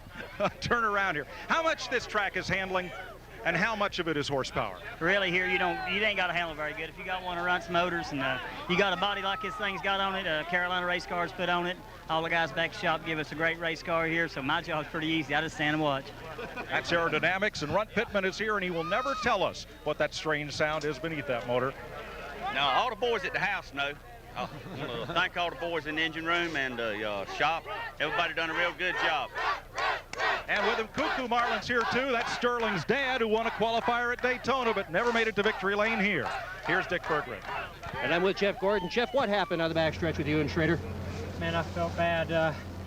I've never felt so bad in a race car. Getting into somebody, I mean, especially my teammate who I respect an awful lot, and he was having a good run, and he's had enough bad luck this year. He doesn't need to have any more caused by me, but he's a great guy, and I've already talked to him on the radio, and you can't have a better teammate than he is. But I had old tires, and I was getting loose, and I guess I just tried to run a little bit too hard on him, and had a couple cars on the outside of me, and I was trying to gather it up, and man, my right front just clipped him, and it's the worst feeling in the world. How hard was it to keep going after the accident? It was tough. I mean, every time we got close, I was afraid somebody was going to, flip or get sideways. And, I mean, you never want to see an accident like that, and you certainly don't want to be a part of it. And, but hey, my guys, they kept me pumped up. I couldn't quit. I wasn't going to, and I gave it everything I had. I just got a little bit too loose again there at the end. How about finishing 8th here? I thought I finished a little bit better than that. It was a photo finish down there to the wire, but hey, it's another top 10. We finished. That's really what matters. I mean, sure, we're going to go try to win every race, but right now top 10s mean a lot. Jeff, where from here? Can we win the championship in 1995? Who knows? You have to ask God that. He's been looking over me real good here lately, and I've been praying a lot. And we just got a great race team that's working, their heart out, and it makes me proud to be out there driving the race car for them and working with Ray Evernham. But we just got to keep doing what we've been doing, and even though we didn't win today, it's still a good finish. And if we can continue to do this, throughout the season, have these kind of good runs, who knows what can happen. To David Hobbs. Well, Dale, we spoke at the beginning of the race, qualified 13th, a real close second. Yeah, I guess second's the first loser, but we'll take it today. Just didn't have anything for the 4 car. I would have passed him at lap 4, 3, 2, or 1 whenever I could have, but he just had too much force. And Dale and I tried to make a run at him there, but I think he just pushed it a little bit extra and drove off. Pretty hair-raising accident happened on the back straight. Did you see much of that? No, I was in front of it, thank goodness, and I understand everybody's okay, and I'm just glad of that. Just glad that it was a safe race in the respect that nobody got hurt. Just, you know, close racing and some people trying to get in the same spot. You're a winning driver, and it's obviously a winning team. The car, the 28 car, is tremendous. You've just had a first and second in 2 consecutive weeks. How do you see the rest of the season panning out? Pretty good? Yeah, we're excited about it. We've been excited most of the year, and that's the thing about these guys on this Texaco Haviland Mac Tools team. They just keep working and keep fighting, knowing we have a good race team, and, you know, we're going to Indianapolis planning on winning that race. The Indy race. Now, that's a very different kettle of fish to hear, you know, much less banking. Do you need a lot more downforce there on those corners? Yeah, you definitely need downforce, and we'll take the same car we just won with at Poconos, so I'm excited. Okay, well done, Dale. Back to you, Ken. So, as of now, Gordon will lead Marlin by only 78 points, and we'll be back shortly. Coming up very shortly, Pat O'Brien will have some sports news for you, a little boxing. We'll be back here in a moment. Time for the Owners Trophy presentation. The owners, Larry and Ed McClure, you guys come on up. And with us from Sears is Jim Thornton, who is the Executive Vice President. Jim? Larry, again, on behalf of all of the associates at Sears, congratulations on a great race for you in Sterling. Thank you very much. Thank you for sponsoring the race. It's a great race. Thank you very excited. We're glad that we had a race that no one really got hurt in. And we want to say thanks to the fans that come out here to see us today and support us. Appreciate it very much. Congratulations to the Kodak team and Sterling Marlin and Victor Lane, the winner of Talladega's DieHard 500.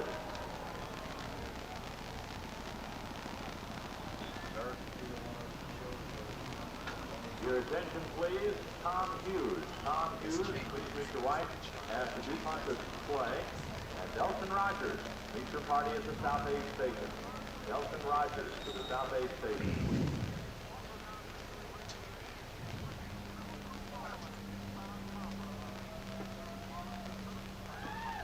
Sterling Marlin takes first place. Second goes to Dale Jarrett. Dale Earnhardt will be third on the field.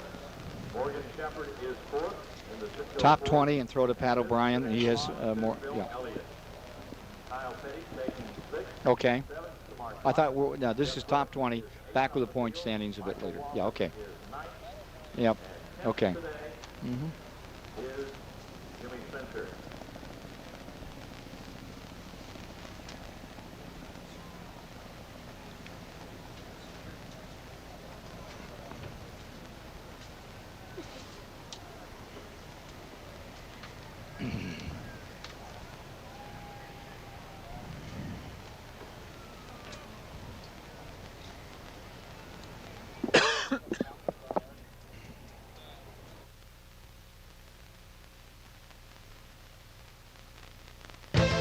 CBS Sports coverage of the DieHard 500 is sponsored by Sears DieHard, the official battery of NASCAR.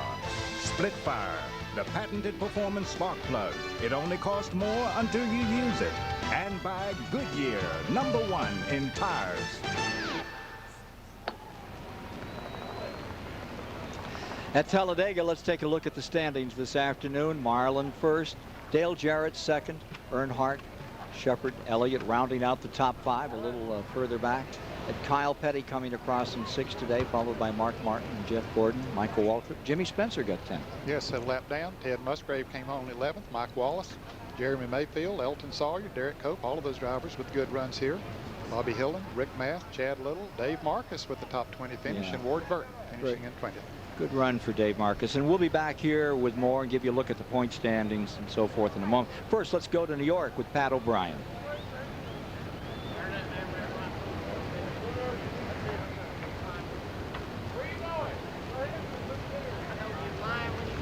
Other Colt race honors, the Plastic Colt winning finish award goes to the winning crew chief each and every weekend.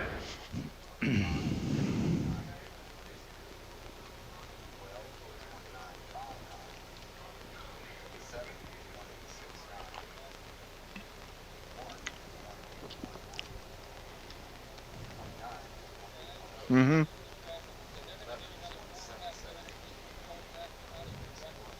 Uh-huh.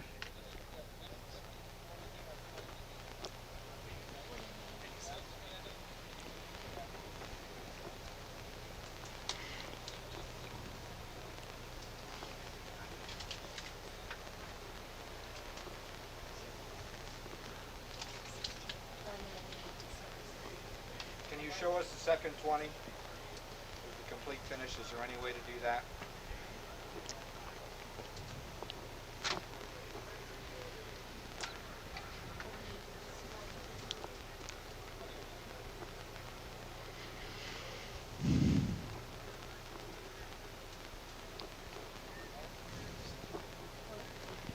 Pardon?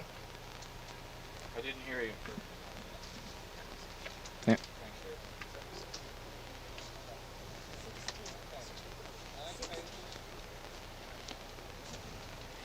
And I can talk to Richard and to Ned over it just to move it along.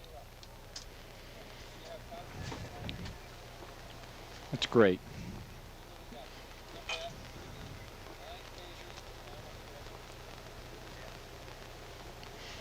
And we'll have Richard make some comments and Ned. Okay.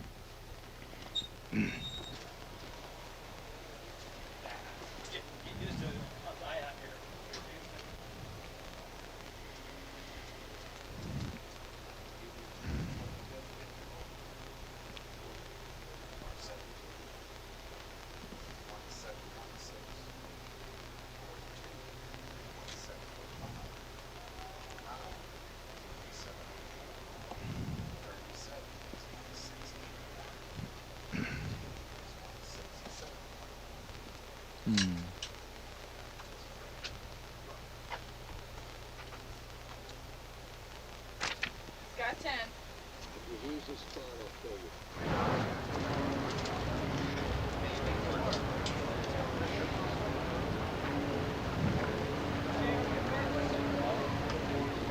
No, I was talking.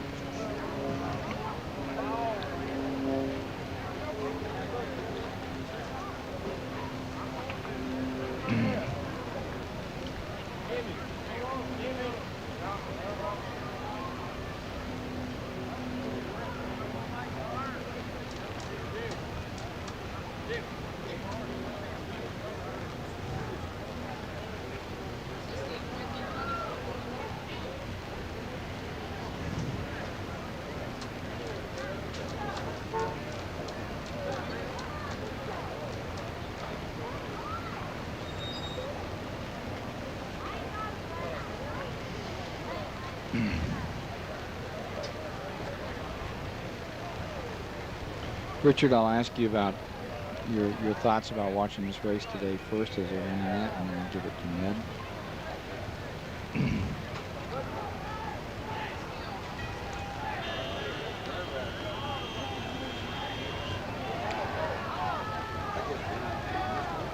Thank you.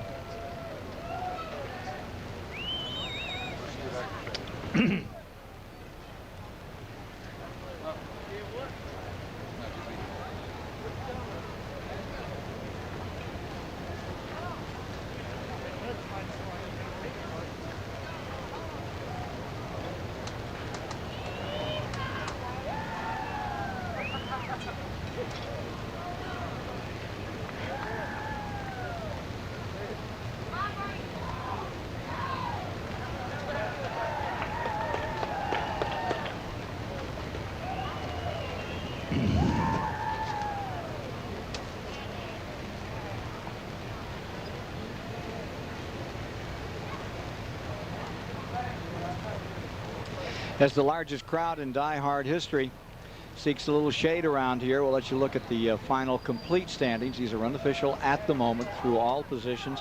Richard Petty, a final thought from you about today's race. Well, I tell you, it started off as one of the fastest races we ever had down here, and then we had a little excitement in the middle of the race, and it came down to a typical Talladega race with about 6 or 8 people having a chance to win the race. And you know, this is Winston Cup racing, and this is what it's all about. Ned Jarrett, you've been here for all of them. What'd you think of this one? Well, it was a very good race, no question about that. A little surprising that no one was able to pull out and make a pass on that last lap, but Sterling Marlin was just so strong that they just simply couldn't do it. But there again, as Richard said, that's racing here at the Talladega Superspeedway. Well, there are the standings on today's race. Darrell Waltrip, the first man out. Chevrolet's 14th win of 1995 is recorded here today. Marlin has pulled out in front of the points by 69 over Jeff Gordon as we get into the last half of the season.